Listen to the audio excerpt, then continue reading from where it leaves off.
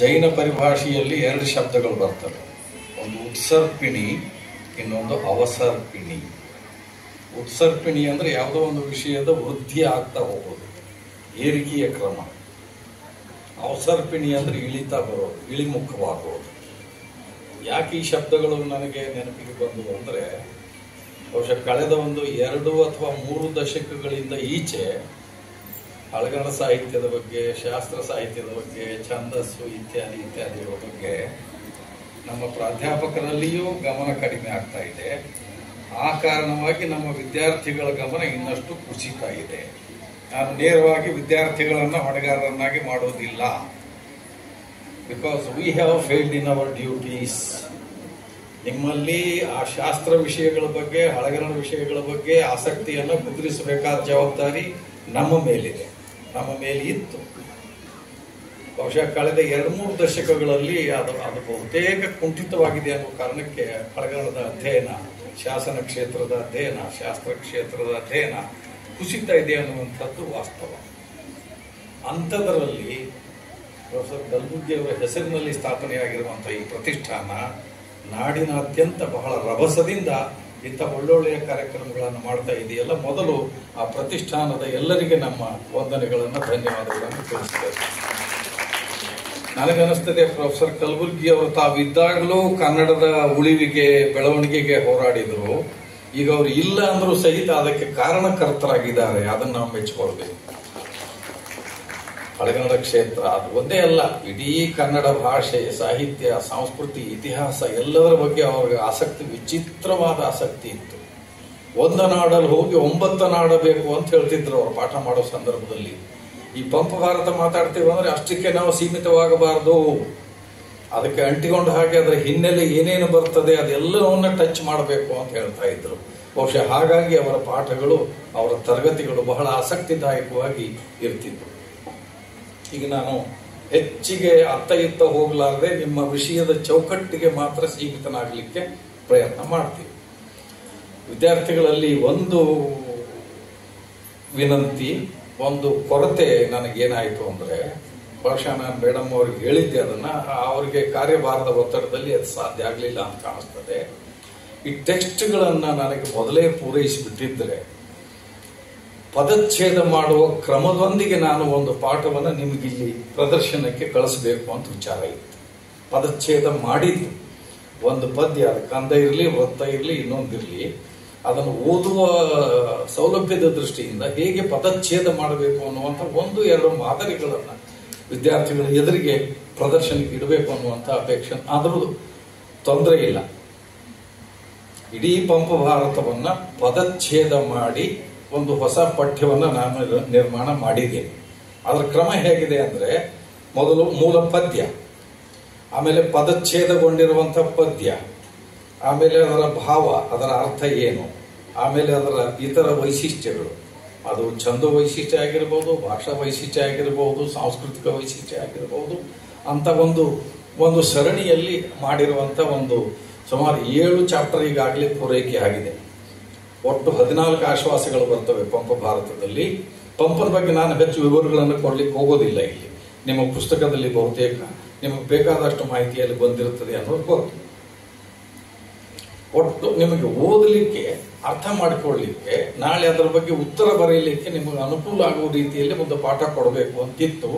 ಈಗಲೂ ಸಹಿತ ನಾನು ಭರವಸೆ ಕೊಡ್ತೇನೆ, ನಿಮಗೆ ಈ ನಿಗದಿಗೊಂಡಿರುವಂತಹ ಪಾರ್ಟ್ ಏನಿದೆಯಲ್ಲ, ಇದಕ್ಕೆ ಸಂಬಂಧಿಸಿದ ಆ ಭಾಗವನ್ನು ಮೇಡಮ್ ಅವರಿಗೆ ನಾನು ಒಪ್ಪಿಸ್ತೀನಿ. ಬಹುಶಃ ಒಂದು 2-3 ದಿನಗಳಲ್ಲಿ ಕೊಡ್ತೀನಿ. ಅದನ್ನು ನೀವು ಜೆರಾಕ್ಸ್ ಮಾಡ್ಕೊಂಡು ಬೇಕಾದ್ರೆ ಎಲ್ಲರೂ ಹಂಚಿಕೊಳ್ಬಹುದು. ಅಷ್ಟನ್ನು ಈ ಸಂದರ್ಭದಲ್ಲಿ ಹೇಳ್ತೀನಿ. ಜೊತೆಗೆ ಈಗ ಒಂದು 45 ನಿಮಿಷ ಅಥವಾ 1 ಗಂಟೆ ಅವಧಿಯಲ್ಲಿ ನಿಮಗೆ ಬೇಕಾದ ಎಲ್ಲವನ್ನೂ ನಾನು ಕೊಡ್ತೀನಿ ಅನ್ನುವಂಥ ಭ್ರಮೆ ನನಗಿಲ್ಲ. That is highly impossible also. ನಿಮ್ಗೆ ಏನೇನು ನಿರೀಕ್ಷೆ ಇದೆಯಲ್ಲ ಅದೆಲ್ಲ ಈ 1 ಗಂಟೆಯಲ್ಲಿ ನಿಮಗೆ ಸಿಗ್ತದೆ ಅನ್ನುವಂಥ ನಿರೀಕ್ಷೆ ಬೇಡ. ಅದು ಸಾಧ್ಯ ಕೂಡ ಆಗೋದಿಲ್ಲ. ಆದರೂ ಸಹಿತ ನಿಮಗೆ ಪರೀಕ್ಷೆಯ ದೃಷ್ಟಿಯಿಂದ, ಸಿದ್ಧತೆಯ ದೃಷ್ಟಿಯಿಂದ ಒಂದಿಷ್ಟು ಏನು ಅನುಕೂಲಗಳು ಬೇಕು ಅಷ್ಟನ್ನು ಮಾತ್ರ ಈ ವೇದಿಕೆಯ ಮೂಲಕ ಮಾಡಲಿಕ್ಕೆ ಸಾಧ್ಯ. ನಿಮಗೆಲ್ಲ ಗೊತ್ತಿರಲಿ, ಪಂಪ ತನ್ನ ಭಾರತದ ವಸ್ತುವನ್ನು ಆಯ್ಕೆ ಮಾಡಿಕೊಂಡದ್ದು ಮೂಲ ಸಂಸ್ಕೃತದಲ್ಲಿದ್ದಂಥ ವ್ಯಾಸರ ಮಹಾಭಾರತದಿಂದ. ಸಂಸ್ಕೃತದಲ್ಲಿ ವ್ಯಾಸರು ವ್ಯಾಸ ಅಂದ್ರೆ ಒಬ್ಬನೇ ಕವಿ ಇದ್ನೋ ಹಲವಾರು ಜನ ಕವಿಗಳು ಬೇರೆ ಬೇರೆ ಕಾಲಘಟ್ಟದಲ್ಲಿ ಅದನ್ನ ತಿದ್ದಿದ್ರೋ ಬೆಳೆಸಿದ್ರೋ ಅದು ಬೇರೆ ವಿಚಾರ. ವ್ಯಾಸ ಅಂದ್ರೆ ಒಂದು ಅರ್ಥ ಕವಿ ಕದಂಬಕ ಅನ್ನೋ ಶಬ್ದವು ರೂಢಿಯಲ್ಲಿ. ಕವಿಗಳ ಒಂದು ಗುಂಪು, ಒಂದು ಸಂಘ.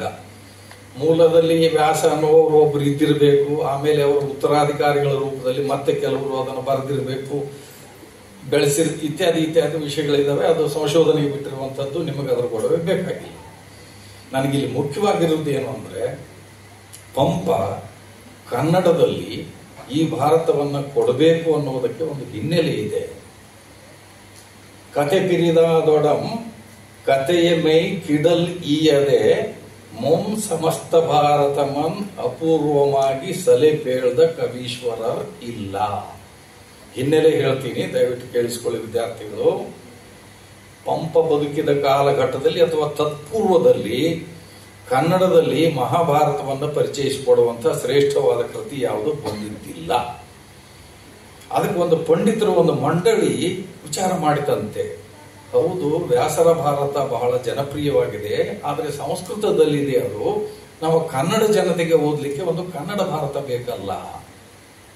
ಪಂಡಿತರ ಒಂದು ನಿಯೋಗ ಪಂಪನ ಆಶ್ರಯದಾತನಾದ ಅರಿಕೇಸರಿ ಕಡೆಗೆ ಹೋಯ್ತಂತೆ.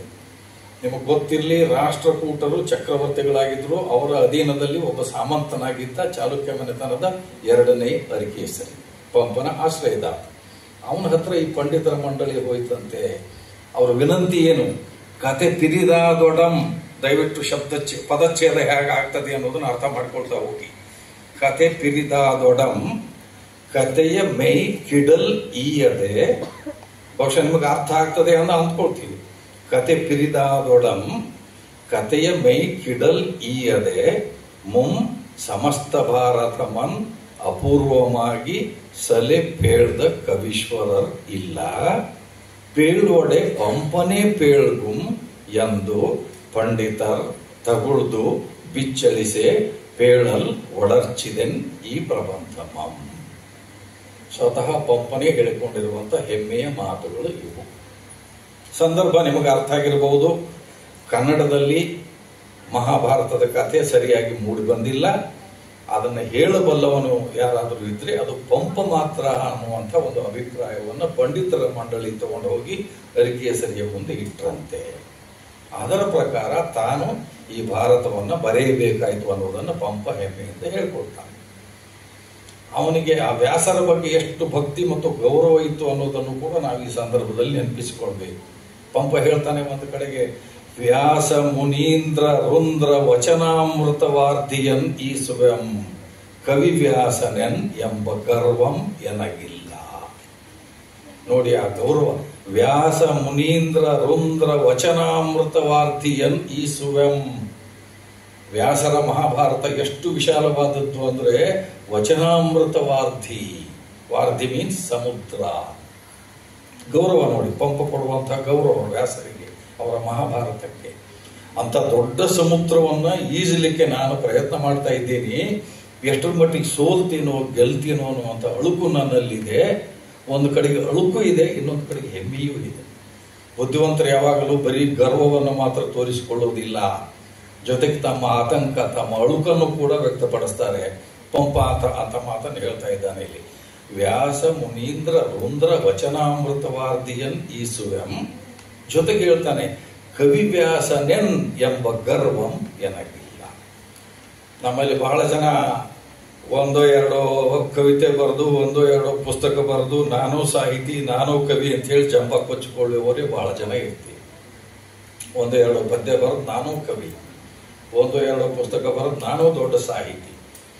ಪಂಪ ಅದನ್ನು ಹೇಳ್ಕೊಳ್ತಾ ಇದ್ದಾನೆ, ಕವಿ ವ್ಯಾಸನೆನ್ ಎಂಬ ಗರ್ವಂ ಎನಗಿಲ್ಲ. ನಾನು ಮಹಾಭಾರತವನ್ನು ಬರೆದಿದ್ದೇನೆ ನಿಜ, ಕನ್ನಡದಲ್ಲಿ ಬರೆದಿದ್ದೇನೆ ನಿಜ, ವ್ಯಾಸರ ನಂತರ ನಾನು ಬರೆದವನು ನಿಜ. ಆದರೆ ಹಾಗಂತ ಹೇಳಿ ನಾನು ವ್ಯಾಸನ ಸಮಾನ ಅನ್ನುವಂಥ ಆ ಹೆಮ್ಮೆಯ ಗರ್ವದ ಭಾವನೆ ನನ್ನಲ್ಲಿ ಇಲ್ಲ ಅನ್ನುವಂಥದ್ದು ಪಂಪ ಅಲ್ಲಿ ವ್ಯಕ್ತ ಮಾಡಿರುವಂತಹ ವಿನಯ. ಇನ್ನು ಪಂಪ ಇಡೀ ಭಾರತವನ್ನು ಹೇಳಿದ್ನ ಕನ್ನಡದಲ್ಲಿ ಖಂಡಿತವಾಗಿ ಇಲ್ಲ. ನಾವು ವಿದ್ವಾಂಸ ವಲಯದಲ್ಲಿ ಒಂದು ಶಬ್ದದ ಬಗ್ಗೆ ಬಹಳ ದೊಡ್ಡ ಚರ್ಚೆ ಆಯಿತು, ಸಮಸ್ತ ಭಾರತ. ಕೆಲವು ಜನ ಇದನ್ನು ಬೇರೆ ಅರ್ಥ ಮಾಡಿಕೊಂಡ್ರು. ಸಮಸ್ತ ಮೀನ್ಸ್ ಇಡಿಯಾಗಿ, ಸಮಗ್ರ ಭಾರತ. ನನ್ನ ಪ್ರಕಾರ ಹಾಗೂ ಇತರ ಕೆಲವು ವಿದ್ವಾಂಸರ ಪ್ರಕಾರ ಪಂಪ ಇಡೀ ಭಾರತವನ್ನು ಹೇಳಿಲ್ಲ. ನಿಮ್ಗೆ ಆಶ್ಚರ್ಯ ಆಗಬಹುದು, ಮೂಲದ ವ್ಯಾಸ ಭಾರತದ 18 ಆಶ್ವಾಸಗಳನ್ನು ಪಂಪ ಕನ್ನಡದಲ್ಲಿ 14 ಆಶ್ವಾಸಗಳಿಗೆ ಕೊಟ್ಟು ಇಳಿಸಿದ.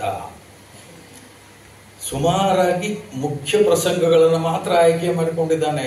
ಪಂಪ ಇಲ್ಲಿ ಶ್ರಮ ವಹಿಸಿದ್ದು 4 ರೀತಿಯಲ್ಲಿ ನಿಮಗೆ ಅರ್ಥ ಆಗಬೇಕು. ಒಂದು, ಮೂಲರ ವ್ಯಾಸ ಭಾರತದಲ್ಲಿ ತನಗೆ ಬೇಡ ಅನ್ನುವಂತಹ ಪ್ರಸಂಗಗಳನ್ನು ನಿರ್ದಾಕ್ಷಿಣ್ಯವಾಗಿ ಕೈಬಿಟ್ಟಿದ್ದಾನೆ. ಇನ್ನೊಂದು, ತನಗೇನೋ ಹೊಸದನ್ನು ಸೇರಿಸಬೇಕು ಅನ್ನೋದಿದ್ರೆ ಖಂಡಿತವಾಗಿ ಸೇರ್ಪಡೆ ಮಾಡಿದ್ದಾನೆ. ಮತ್ತೊಂದು, ಕೆಲವು ಮಾರ್ಪಾಟಗಳು ಬೇಕು ಅಂದ್ರೆ ಮಾರ್ಪಾಟಗಳನ್ನು ಮಾಡಿದ್ದಾನೆ. ಮತ್ತೊಂದು, ಸಂಗ್ರಹ ರೂಪದಲ್ಲಿ ಹೇಳಬೇಕು ಅಂತ ಅನಿಸಿದರೆ ಸಂಗ್ರಹ ರೂಪದಲ್ಲಿಯೂ ಹೇಳಿದ್ದಾನೆ. ನಿಮಗೆ ಅಂತ ಅರ್ಥ ಆಗಬೇಕು. ನಿಮಗೆ ಒಂದು ದೊಡ್ಡ ಕೃತಿಯನ್ನ ಸಣ್ಣ ಕೃತಿಯನ್ನಾಗಿ ರೂಪಿಸುವಲ್ಲಿ ಆ ಲೇಖಕ ಬಹಳ ದೊಡ್ಡ ಸರ್ಕಸ್ ಮಾಡಬೇಕಾಗ್ತದೆ. ನೀವು ಸಣ್ಣ ಸರ್ಕಲ್ ಇದ್ರೆ ಆರಾಮಾಗಿ ದಾಟಿ ಹೋಗ್ಬಿಡ್ತೀರಿ. ಬೆಂಗಳೂರು, ಡೆಲ್ಲಿ ಅಂತ ಒಂದು ದೊಡ್ಡ ನಗರದಲ್ಲಿ ದೊಡ್ಡ ಸರ್ಕಲ್ ನಲ್ಲಿ ನೀವು ದಾಟಬೇಕಾಗಿದೆ. ಎಷ್ಟು ಫಜಿತಿ ಆಗ್ತದೆ ಅರ್ಥ ಮಾಡಿಕೊಳ್ಳಿ. ಈ ಕಡೆ ನೋಡಬೇಕು, ಈ ಕಡೆ ನೋಡಬೇಕು, ಆ ಕಡೆ ನೋಡಬೇಕು. ಬಹುಶಃ ಪಂಪ ಅಂತ ಒಂದು ಸಂದಿಗ್ಧವನ್ನು ಎದುರಿಸಿದ್ದಾನೆ. ಆದರೆ ಖಂಡಿತವಾಗಿ ಅದರಲ್ಲಿ 100ಕ್ಕೆ 100ರಷ್ಟು ಯಶಸ್ವಿಯಾಗಿದ್ದಾನೆ. ನಿಮಗೆ ಗೊತ್ತಿರಲಿ, ಸಂಸ್ಕೃತವನ್ನು ಹೊರತುಪಡಿಸಿ ಇಡೀ ಭಾರತೀಯ ಭಾಷೆಗಳಲ್ಲಿ ಪಂಪನ ಹಾಗೆ ವಿಸ್ತಾರವಾಗಿ ಭಾರತವನ್ನು ಹೇಳಿದ ಮತ್ತೊಬ್ಬ ಕವಿ ಭಾರತದಲ್ಲಿ ಇಲ್ಲ, ಇನ್ಕ್ಲೂಡಿಂಗ್ ತಮಿಳು. ಸಂಸ್ಕೃತದ ನಂತರ ಇನ್ಕ್ಲೂಡಿಂಗ್ ಅದರ್ ಇಂಡಿಯನ್ ಲ್ಯಾಂಗ್ವೇಜಸ್, ಇತರ ಭಾರತೀಯ ಭಾಷೆಗಳೂ ಸೇರಿದ ಹಾಗೆ ವ್ಯಾಸರ ನಂತರ ಮಹಾಭಾರತವನ್ನು ಇಷ್ಟು ಸೊಗಸಾಗಿ, ಇಷ್ಟು ಪರಿಣಾಮಕಾರಿಯಾಗಿ ಹೇಳಿದ ನಿದರ್ಶನಗಳು ಇಲ್ಲ. ಆದ್ದರಿಂದ ಪಂಪನಿಗೆ ಸಾಹಿತ್ಯ ಕ್ಷೇತ್ರದಲ್ಲಿ ಬಹಳ ದೊಡ್ಡ ಸ್ಥಾನಮಾನ ಇದೆ. ಪಸರಿಪ ಕನ್ನಡ ಕೋಡೆಯ ನೋರುವನೆ ಸತ್ಕವಿ ಪಂಪನ್ ಆವಗಂ. ಬರೀ ಆವತ್ತವನು ಮಹಾಕವಿ ಅಂತ ಹೆಸರು ಪಡ್ಕೊಳ್ಳಿಲ್ಲ, ಆವಗಂ. ಯಾವಾಗಲೂ ಕೂಡ ಪಂಪ ಶ್ರೇಷ್ಠ ಕವಿಯೇ, ಪಂಪ ಮಹಾಕವಿಯೇ. ಇಷ್ಟನ್ನ ಹೇಳಿ ಅದರ ಸುತ್ತಮುತ್ತ ಅನೇಕ ವಿಚಾರಗಳು ಬರ್ತವೆ. ಅದೆಲ್ಲ ನಿಮ್ಮ ತಲೆಯಲ್ಲಿ ತುಂಬಿ ನಿಮ್ಮ ಮುಖ್ಯ ಪಠ್ಯಕ್ಕೆ ಅನ್ಯಾಯ ಆಗೋದು ಬೇಡ ಅನ್ನೋ ದೃಷ್ಟಿಯಿಂದ ನಾನು ಈಗ ಏನ್ ಮಾಡ್ತೀನಿ ಅಂದ್ರೆ, ಆಯ್ದ ಕೆಲವು ಪದ್ಯಗಳನ್ನು ಹೇಗೆ ಓದಬೇಕು ಅನ್ನೋದನ್ನ ಮಾತ್ರ ಇಲ್ಲಿ ಒಂದು ಪ್ರಯೋಗ ರೂಪದಲ್ಲಿ ತೋರಿಸಿಕೊಡ್ತೀನಿ. ಕೆಲವು ಪದ್ಯಗಳನ್ನು ಮಾತ್ರ ಮಾದರಿ ರೂಪದಲ್ಲಿ ಎತ್ತಿಕೊಂಡು ಹೇಗೆ ಪದಚ್ಛೇದ ಮಾಡಬೇಕು ಅನ್ನೋದನ್ನ ಒಂದು ಪ್ರಯೋಗ ರೂಪದಲ್ಲಿ ನಾನು ಅದನ್ನ ಮೊದಲೇ ಪೂರೈಸಿದ್ರೆ ನಿಮಗೆ ಬಹಳ ಅನುಕೂಲ ಆಗ್ತಿತ್ತು. ಈಗ ನಾನು ಹೇಳಿದ್ದು ಅಲ್ಲಿ ನೀವು ಅದನ್ನು ಪದಚ್ಛೇದ ಮಾಡಿಕೊಳ್ಳೋದು ಸ್ವಲ್ಪ ಕಷ್ಟದ ಕೆಲಸ ಆಗ್ಬೋದು. ನಾನು ಇಲ್ಲಿ ಹೇಳ್ತೀನಿ, ಆದ್ರೆ ಅಲ್ಲಿ ನೀವು ಅದನ್ನು ಬಿಡಿಸಿಕೊಡ್ತಾ ಹೋಗ್ಬೇಕು. ಉದಾಹರಣೆಗೆ ಈಗ ಸೂಳು ಪಡೆಯಲಪ್ಪದು ಕಾಣ ಮಹಾಜಿರಂಗದವಳು, ಬಹಳ ದೊಡ್ಡ ಶೀರ್ಷಿಕೆ ಇದು. ಪಂಪ ಸಾಹಿತ್ಯ ಕ್ಷೇತ್ರಕ್ಕೆ ಪರಿಚಯ ಆದಾಗಿನಿಂದ ಹಿಡಿದು ಇವತ್ತಿನವರೆಗೆ ನೂರಾರು ಜನ, ಸಾವಿರಾರು ಜನ ವಿದ್ಯಾರ್ಥಿಗಳ ಮನಸ್ಸಿನಲ್ಲಿ ನೆಟ್ಟಿರುವಂತಹ ಒಂದು ಸಾಲು ಇದು. ಸೂಳ್ ಪಡೆಯಲಪ್ಪದು ಕಾಣ ಮಹಾ ಆಜಿರಂಗದವಳು. ಪ್ರಸಂಗ ಏನು ಅನ್ನೋದು ಬಹುತೇಕ ನಮ್ಮ ಮೇಷ್ಟ್ರುಗಳು ನಿಮಗಾಗಲೇ ತಿಳಿಸಿಕೊಟ್ಟಿರ್ತಾರೆ. ಮಹಾಭಾರತದ ಯುದ್ಧ, 18 ದಿನಗಳ ಘೋರ ಯುದ್ಧ ಈಗ ಆರಂಭ ಆಗಬೇಕು. ಭೀಷ್ಮರಿಗೆ ಪಟ್ಟಾಭಿಷೇಕ ಆಗಬೇಕು. ಭೀಷ್ಮಾನಂತರ ದ್ರೋಣಂ, ದ್ರೋಣಾನಂತರ ಕರ್ಣಂ, ಅದೊಂದು ಮಾತೆ ಬರ್ತದೆ ಅಲ್ಲಿ ಮಹಾಭಾರತದಲ್ಲಿ. ಭೀಷ್ಮರಿಗೆ ಪಟ್ಟ ಕಟ್ಟಬೇಕು. ಪಟ್ಟ ಕಟ್ಟುವ ಸಂದರ್ಭದಲ್ಲಿ ಕರ್ಣನಿಗೆ ಅಸಮಾಧಾನ. ಇದು ರಾಜಕೀಯ ಕ್ಷೇತ್ರದ ಇವತ್ತಿನ ವಿದ್ಯಮಾನಗಳನ್ನು ನೀವು ಗಮನದಲ್ಲಿಟ್ಟುಕೊಂಡು ಈ ಪಠ್ಯವನ್ನು ಅರ್ಥ ಮಾಡಿಕೊಂಡ್ರೂ ತೊಂದರೆ ಇಲ್ಲ. ಭೀಷ್ಮರಿಗೆ ಪಟ್ಟ ಕಟ್ಟುವ ಸಂದರ್ಭದಲ್ಲಿ ಕರ್ಣನಿಗೆ ಅಸಮಾಧಾನ.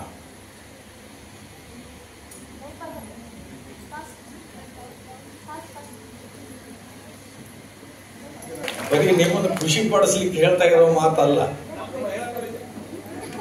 I know that. ನನಗೆ ಆಕ್ಚುಲಿ ಇದುವರೆಗೆ ನೆನಪಿಗೆ ಬಂದಿರಲಿಲ್ಲ. ನಿಮ್ ಪಠ್ಯ ನೋಡಿದ ಮೇಲೆ ಕುಲಪತಿಗಳ ಮಾತು ತುಳಸಿ ಮಾಲಾ ಅವರು ಬರೆದದ್ದು ನೋಡಿ you belong to Bijapur university ಅನ್ನೋದು ಆಗ ನನಗೆ ನೆನಪಾಯಿತು. ಇಲ್ಲಿ ವಿದ್ಯಾರ್ಥಿನಿಯರು ಓದುವುದರಲ್ಲಿ ಸ್ವಲ್ಪ ಮುಂದೆ, ಅದೇ ಇದನ್ನು ಉಳಿಸಿಕೊಂಡು ಹೋಗಿದ್ದ ಇವತ್ತು.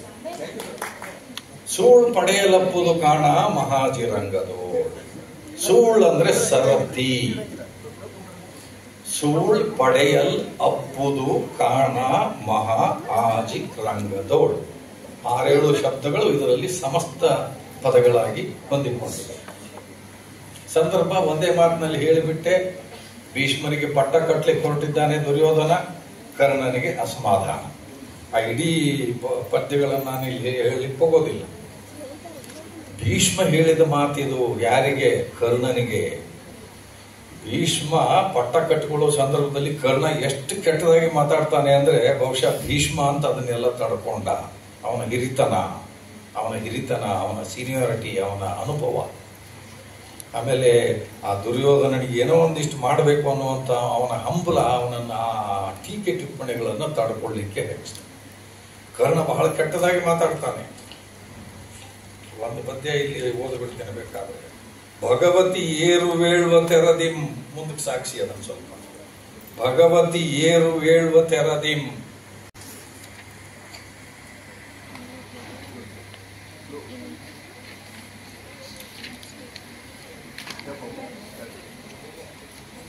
ಎಲ್ಲಿ ಆ ಪದ್ಯ ನೋಡ್ತಾ ಹೋಗಿ.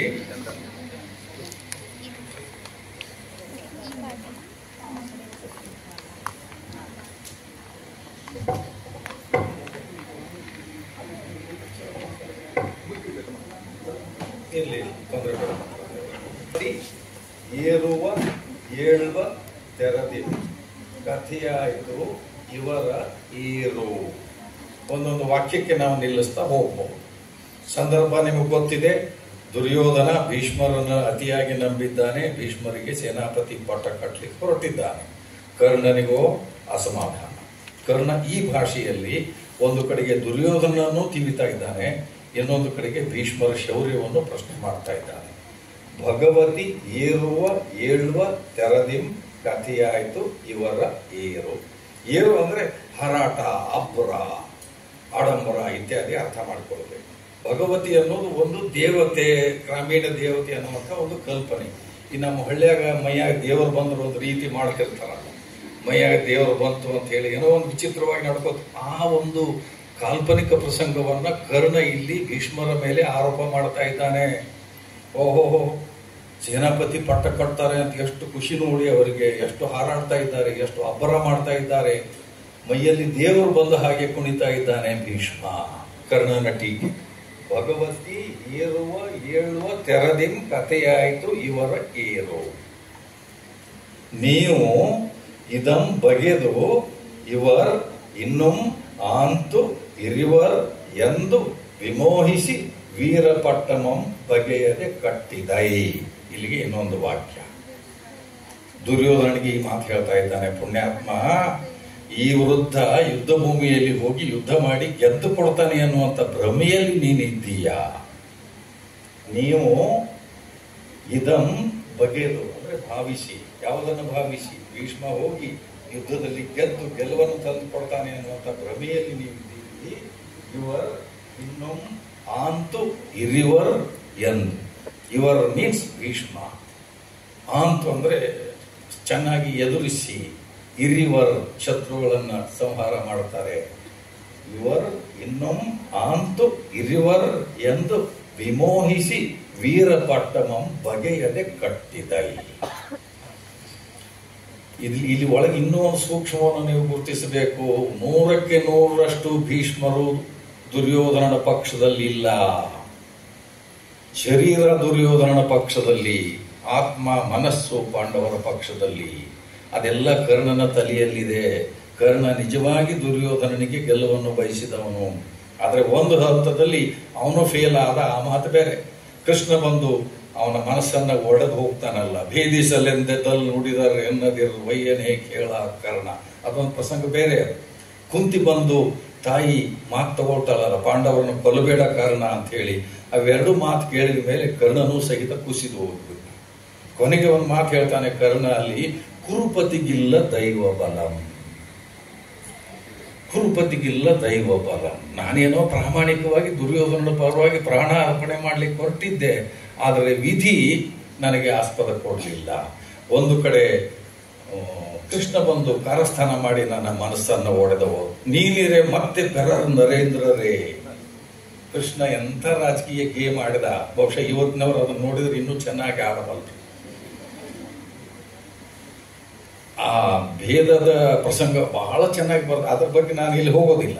ಅಂತೂ ಒಂದು ನಿಮ್ಗೆ ನೆನಪಿರಲಿ, ಕರ್ಣ ಈ ಮಾತುಗಳನ್ನು ಆಡುವಾಗ ಅವನ ತಲೆಯಲ್ಲಿ ಏನೇನಿತ್ತು ಅನ್ನೋದು ನಿಮಗೆ ಗೊತ್ತಾದ್ರೆ ಸಾಕು. ಭೀಷ್ಮರ ಶರೀರ ಕೌರವ ಪಡೆಯಲ್ಲಿದೆ, ಆತ್ಮ ಪಾಂಡವ ಪಡೆಯಲ್ಲಿದೆ. ಅದು ಕರ್ಣನಿಗೆ ಗೊತ್ತಿದೆ, ಸ್ವಲ್ಪ ಮಟ್ಟಿಗೆ ದುರ್ಯೋಧನನಿಗೂ ಗೊತ್ತಿದೆ, ಆದರೆ ವಿಧಿ ಇಲ್ಲ. ಈಗ ಯಾರೋ ಒಬ್ರು ಲೀಡರ್ ಇದ್ದಾನೆ ಅಂತ ಇಟ್ಕೊಳ್ರಿ, ಅವನ ಪಕ್ಕದಲ್ಲಿ ಇನ್ನೊಬ್ಬ ಅವನೋ ಉಪ ಲೀಡರ್ ಇದ್ದಾನೆ ಅಂತ ಇಟ್ಕೊಳ್ಳಿ. ಉಪ ಲೀಡರ್ಗೂ ತನಗೆ ಹೊಂದಿಕಿಲ್ಲ ಅನ್ನೋದು ಲೀಡರ್ಗೂ ಗೊತ್ತಿದೆ. ಆದರೂ ಸಹಿತ ಹಿ ಕೆನಾಟ್ ಹೆಲ್ಪ್, ಅವನು ಏನೋ ಮಾಡೋ ಸ್ಥಿತಿಯಲ್ಲಿ ಇಲ್ಲ. ನಾನು ಸೂಚ್ಯವಾಗಿ ಹೇಳ್ತಾ ಇದ್ದೇನೆ, ನೀವೇ ಅರ್ಥ ಮಾಡ್ಕೊಳ್ಬೇಕು. ಕವಿಗಳು ಕಾವ್ಯಗಳು ನಿಮಗೆಲ್ಲವನ್ನು ಬಿಡಿಸಿ ಹೇಳೋದಿಲ್ಲ, ಧ್ವನಿ ಅನ್ನೋದಿದೆ. ನೀರೊಳಗೆದ್ದು ಬೆಮರ್ತನ್ ಉರಗ ಪತಾಕಂ, ನೀರೊಳಗಿದ್ದು ದುರ್ಯೋಧನಿಗೆ ಬೆವರು ಬರ್ತದೆ ಏನ್ರಿ ಅಂತ ಹೇಳಿ ಯಾರಾದರೂ ಕೆಮಿಸ್ಟ್ರಿ ಫಿಸಿಕ್ಸಿನ ಹುಡುಗರು ಕೇಳಿದ್ರೆ ನಮ್ಮ ಹತ್ರ ಉತ್ತರ ಇಲ್ಲ. ನೀವು ಆಗೇನು ಹೇಳ್ತೀರಿ? ಬಹುಶಃ 2 ಪಾಸಿಬಿಲಿಟೀಸ್ ಇದಾವೆ ಅಲ್ಲಿ. ಒಂದು, ಇದನ್ನು ಬರೆದ ರನ್ನನ ತಲೆ ಕೆಟ್ಟಿರ್ಬೇಕು, ಇಲ್ಲ ದುರ್ಯೋಧನನ ಆರೋಗ್ಯ ಕೆಟ್ಟಿರ್ಬೇಕು. ರನ್ನನ ತಲೆ ಕೆಟ್ಟಿರ್ಬೇಕು, ಇಲ್ಲ ದುರ್ಯೋಧನ. ಅದನ್ನು ಬಿಟ್ಬಿಡಿ. ಕಾವ್ಯವನ್ನು ಹೇಗೆ ಅರ್ಥ, ರೀಡ್ ಬಿಟ್ವೀನ್ ದಿ ಲೈನ್ಸ್. ಶಬ್ದಾರ್ಥ ಬರೀ ಶಬ್ದ ಮತ್ತು ಅದರ ನೇರವಾದ ಅರ್ಥ ನಿಮಗೆ ಮುಖ್ಯ ಅಲ್ಲ. ಯಾರು ಯಾರಿಗೆ ಏನು ಹೇಳ್ತಾ ಇದ್ದಾರೆ, ಅದರ ಹಿಂದೆ ಅಡಗಿರುವ ಅರ್ಥ ಏನು ಅನ್ನೋದು ಕಾವ್ಯದಲ್ಲಿ ನಾವು ತಿಳ್ಕೊಳ್ಬೇಕಾದಂಥ ಸಂಗತಿ. ಆ ದೃಷ್ಟಿಯಿಂದ ನೀವು ಇಂಥ ಪದ್ಯಗಳನ್ನು ಬಿಡಿಸ್ತಾ ಹೋಗ್ಬೇಕು. ವಿಮೋಹಿಸಿ ವೀರಮಮ ಪಟ್ಟಮಂ ಬಗೆಯದೆ ಕಟ್ಟಿದ ಗುರುಗಳಂ ಕುಲವೃದ್ಧರನ್ ಆಜಿಗೆ ಉಯ್ದು. ಆಜಿ ಮೀನ್ಸ್ ಯುದ್ಧ, ಉಯ್ದು ಅಂದರೆ ಒಯ್ದು ಕರ್ಕೊಂಡು ಹೋಗಿ ಯುದ್ಧ ಭೂಮಿಯಲ್ಲಿ ಸೇನಾಪತಿಯನ್ನಾಗಿ ಮಾಡಿ ನಿಲ್ಲಿಸಿ. ನಮಗೆ ಗೊತ್ತಿರಲಿ, ಮೂಲ ದ್ರಾವಿಡ ಪರಿಸರದಲ್ಲಿ ಇಕಾರ ಮತ್ತು ಏಕಾರ, ಉಕಾರ ಮತ್ತು ಒಕಾರ ಅವು ಪರಸ್ಪರ ಕೆಲವು ಸಂದರ್ಭಗಳಲ್ಲಿ ಬದಲಾಗ್ತಿತ್ತು. ಇಕಾರ ಇದ್ದದ್ದು ಎಕಾರ ಆಗ್ತಿತ್ತು, ಎಕಾರ ಇದ್ದದ್ದು ಇಕಾರ ಆಗ್ತಿತ್ತು, ಉಕಾರ ಹೋಗಿ ಒಕಾರ ಆಗ್ತಿತ್ತು, ಒಕಾರ ಹೋಗಿ ಉಕಾರ ಆಗ್ತಿತ್ತು. ಹಳೆಗನ್ನಡದಲ್ಲಿ ವಿಶೇಷವಾಗಿ ಉಕಾರದ ಪ್ರಯೋಗವೇ ಹೆಚ್ಚು. ಕುಲವೃದ್ಧರನ್ ಆಜಿಗೆ ಉಯ್ದು, ಆಜಿ ಮೀನ್ಸ್ ಯುದ್ಧ, ಉಯ್ದು ಮೀನ್ಸ್ ಕರ್ಕೊಂಡು ಹೋಗಿ ನಿಲ್ಲಿಸಿ. ಕೆಮ್ಮಗೆ ಬಗೆವಾಡಿಯೋಳು ನಗಿಸಿಕೊಂಡೊಡೆ ಬಂದ ಪುದೆ ಸುಯೋಧನ. ಬಹುಶಃ ಭೀಷ್ಮರಿಗೆ ಯಾವ ರೀತಿ ಇರಿತ ಆಗಿರ್ಬೇಕಿದ್ರೆ, ಯಾವ ರೀತಿ ನೋವಾಗಿರ್ಬೇಕು ಕಲ್ಪನೆ ಮಾಡಿಕೊಳ್ಳಿ. ಕುಲವೃದ್ಧರು ಅಂತ ಒಳ್ಳೆ ಶಬ್ದನೇ ಬಳಸಿದ್ದಾನೆ. ಕುಲವೃದ್ಧರನ್ನು ಆಜಿಗೆ ಉಯ್ದು, ಒಳ್ಳೆ ಗೌರವನೇ. ಇದೇ ಕಾವ್ಯ ಮಾಡಬೇಕಾದ ಕೆಲಸ. ಹೇಳಬೇಕಾದ್ದನ್ನು ಬರೀ ಎಲ್ಲರಿಗೂ ಒಮ್ಮೆಲೆ ಅರ್ಥ ಆಗೋದನ್ನು ಹೇಳಿದರೆ ಅದು ಶ್ರೇಷ್ಠ ಕಾವ್ಯ ಆಗೋದಿಲ್ಲ. ಸ್ವಲ್ಪ ನೀವು ಅಲ್ಲಿ ಕಷ್ಟಪಡಬೇಕು. ನೀವು you have to apply your mind to understand. ಅದನ್ನು ತಿಳ್ಕೊಳ್ಳಿಕ್ಕೆ ನೀವು ಒಂದಿಷ್ಟು ಪ್ರಯತ್ನ ಮಾಡಬೇಕು. ಸಹೃದಯ ಅಂತ ಕರೆಯೋದು ಅದಕ್ಕೆ. ನಿಮ್ಮನ್ನ ಹೃದಯ ಎಲ್ಲರಿಗೂ ಇದ್ದಾವೆ, ಸಹೃದಯರು ಬಹಳ ಕಡಿಮೆ. ಯಾರು ಒಳಹೊಕ್ಕು. ಇದು ಒಂದು ರೀತಿ ಪರಕಾಯ ಪ್ರವೇಶ. ಕವಿಯ ಆಂತರ್ಯದಲ್ಲಿ ಏನಿದೆ ಅನ್ನೋದನ್ನು ನಾವು ತಿಳ್ಕೊಳ್ಳಿಕ್ಕೆ ಮಾಡುವಂತ ಪ್ರಯತ್ನ. ಕೆಮ್ಮಗೆ ಬಗೆವಾಡಿಯೋಳು ನಗಿಸಿಕೊಂಡೊಡೆ ಬಂದ ಪುದೆ ಸುಯೋಧನ. ದುರ್ಯೋಧನ, ಎಂಥ ಬುದ್ಧಿಗೇಡಿ ನಿರ್ಣಯವನ್ನು ನೀನು ಕೈಗೊಳ್ತಾ ಇದ್ದೀಯಾ? ನಿನಗೆ ಗೆಲುವು ಬೇಕೋ ಅಥವಾ ಶತ್ರು ಸಮೂಹದ ಮುಂದೆ ನಗಿಸಿಕೊಳ್ಳೋದು, ನಗೆಪಾಟಲಾಗುವುದು ಬೇಕೋ? ಕೆಮ್ಮನೆ ಬಗೆವಾಡಿಯೋಳು ನಗಿಸಿಕೊಂಡೊಡೆ ಬಂದ ಪುದೆ ಸುಯೋಧನ.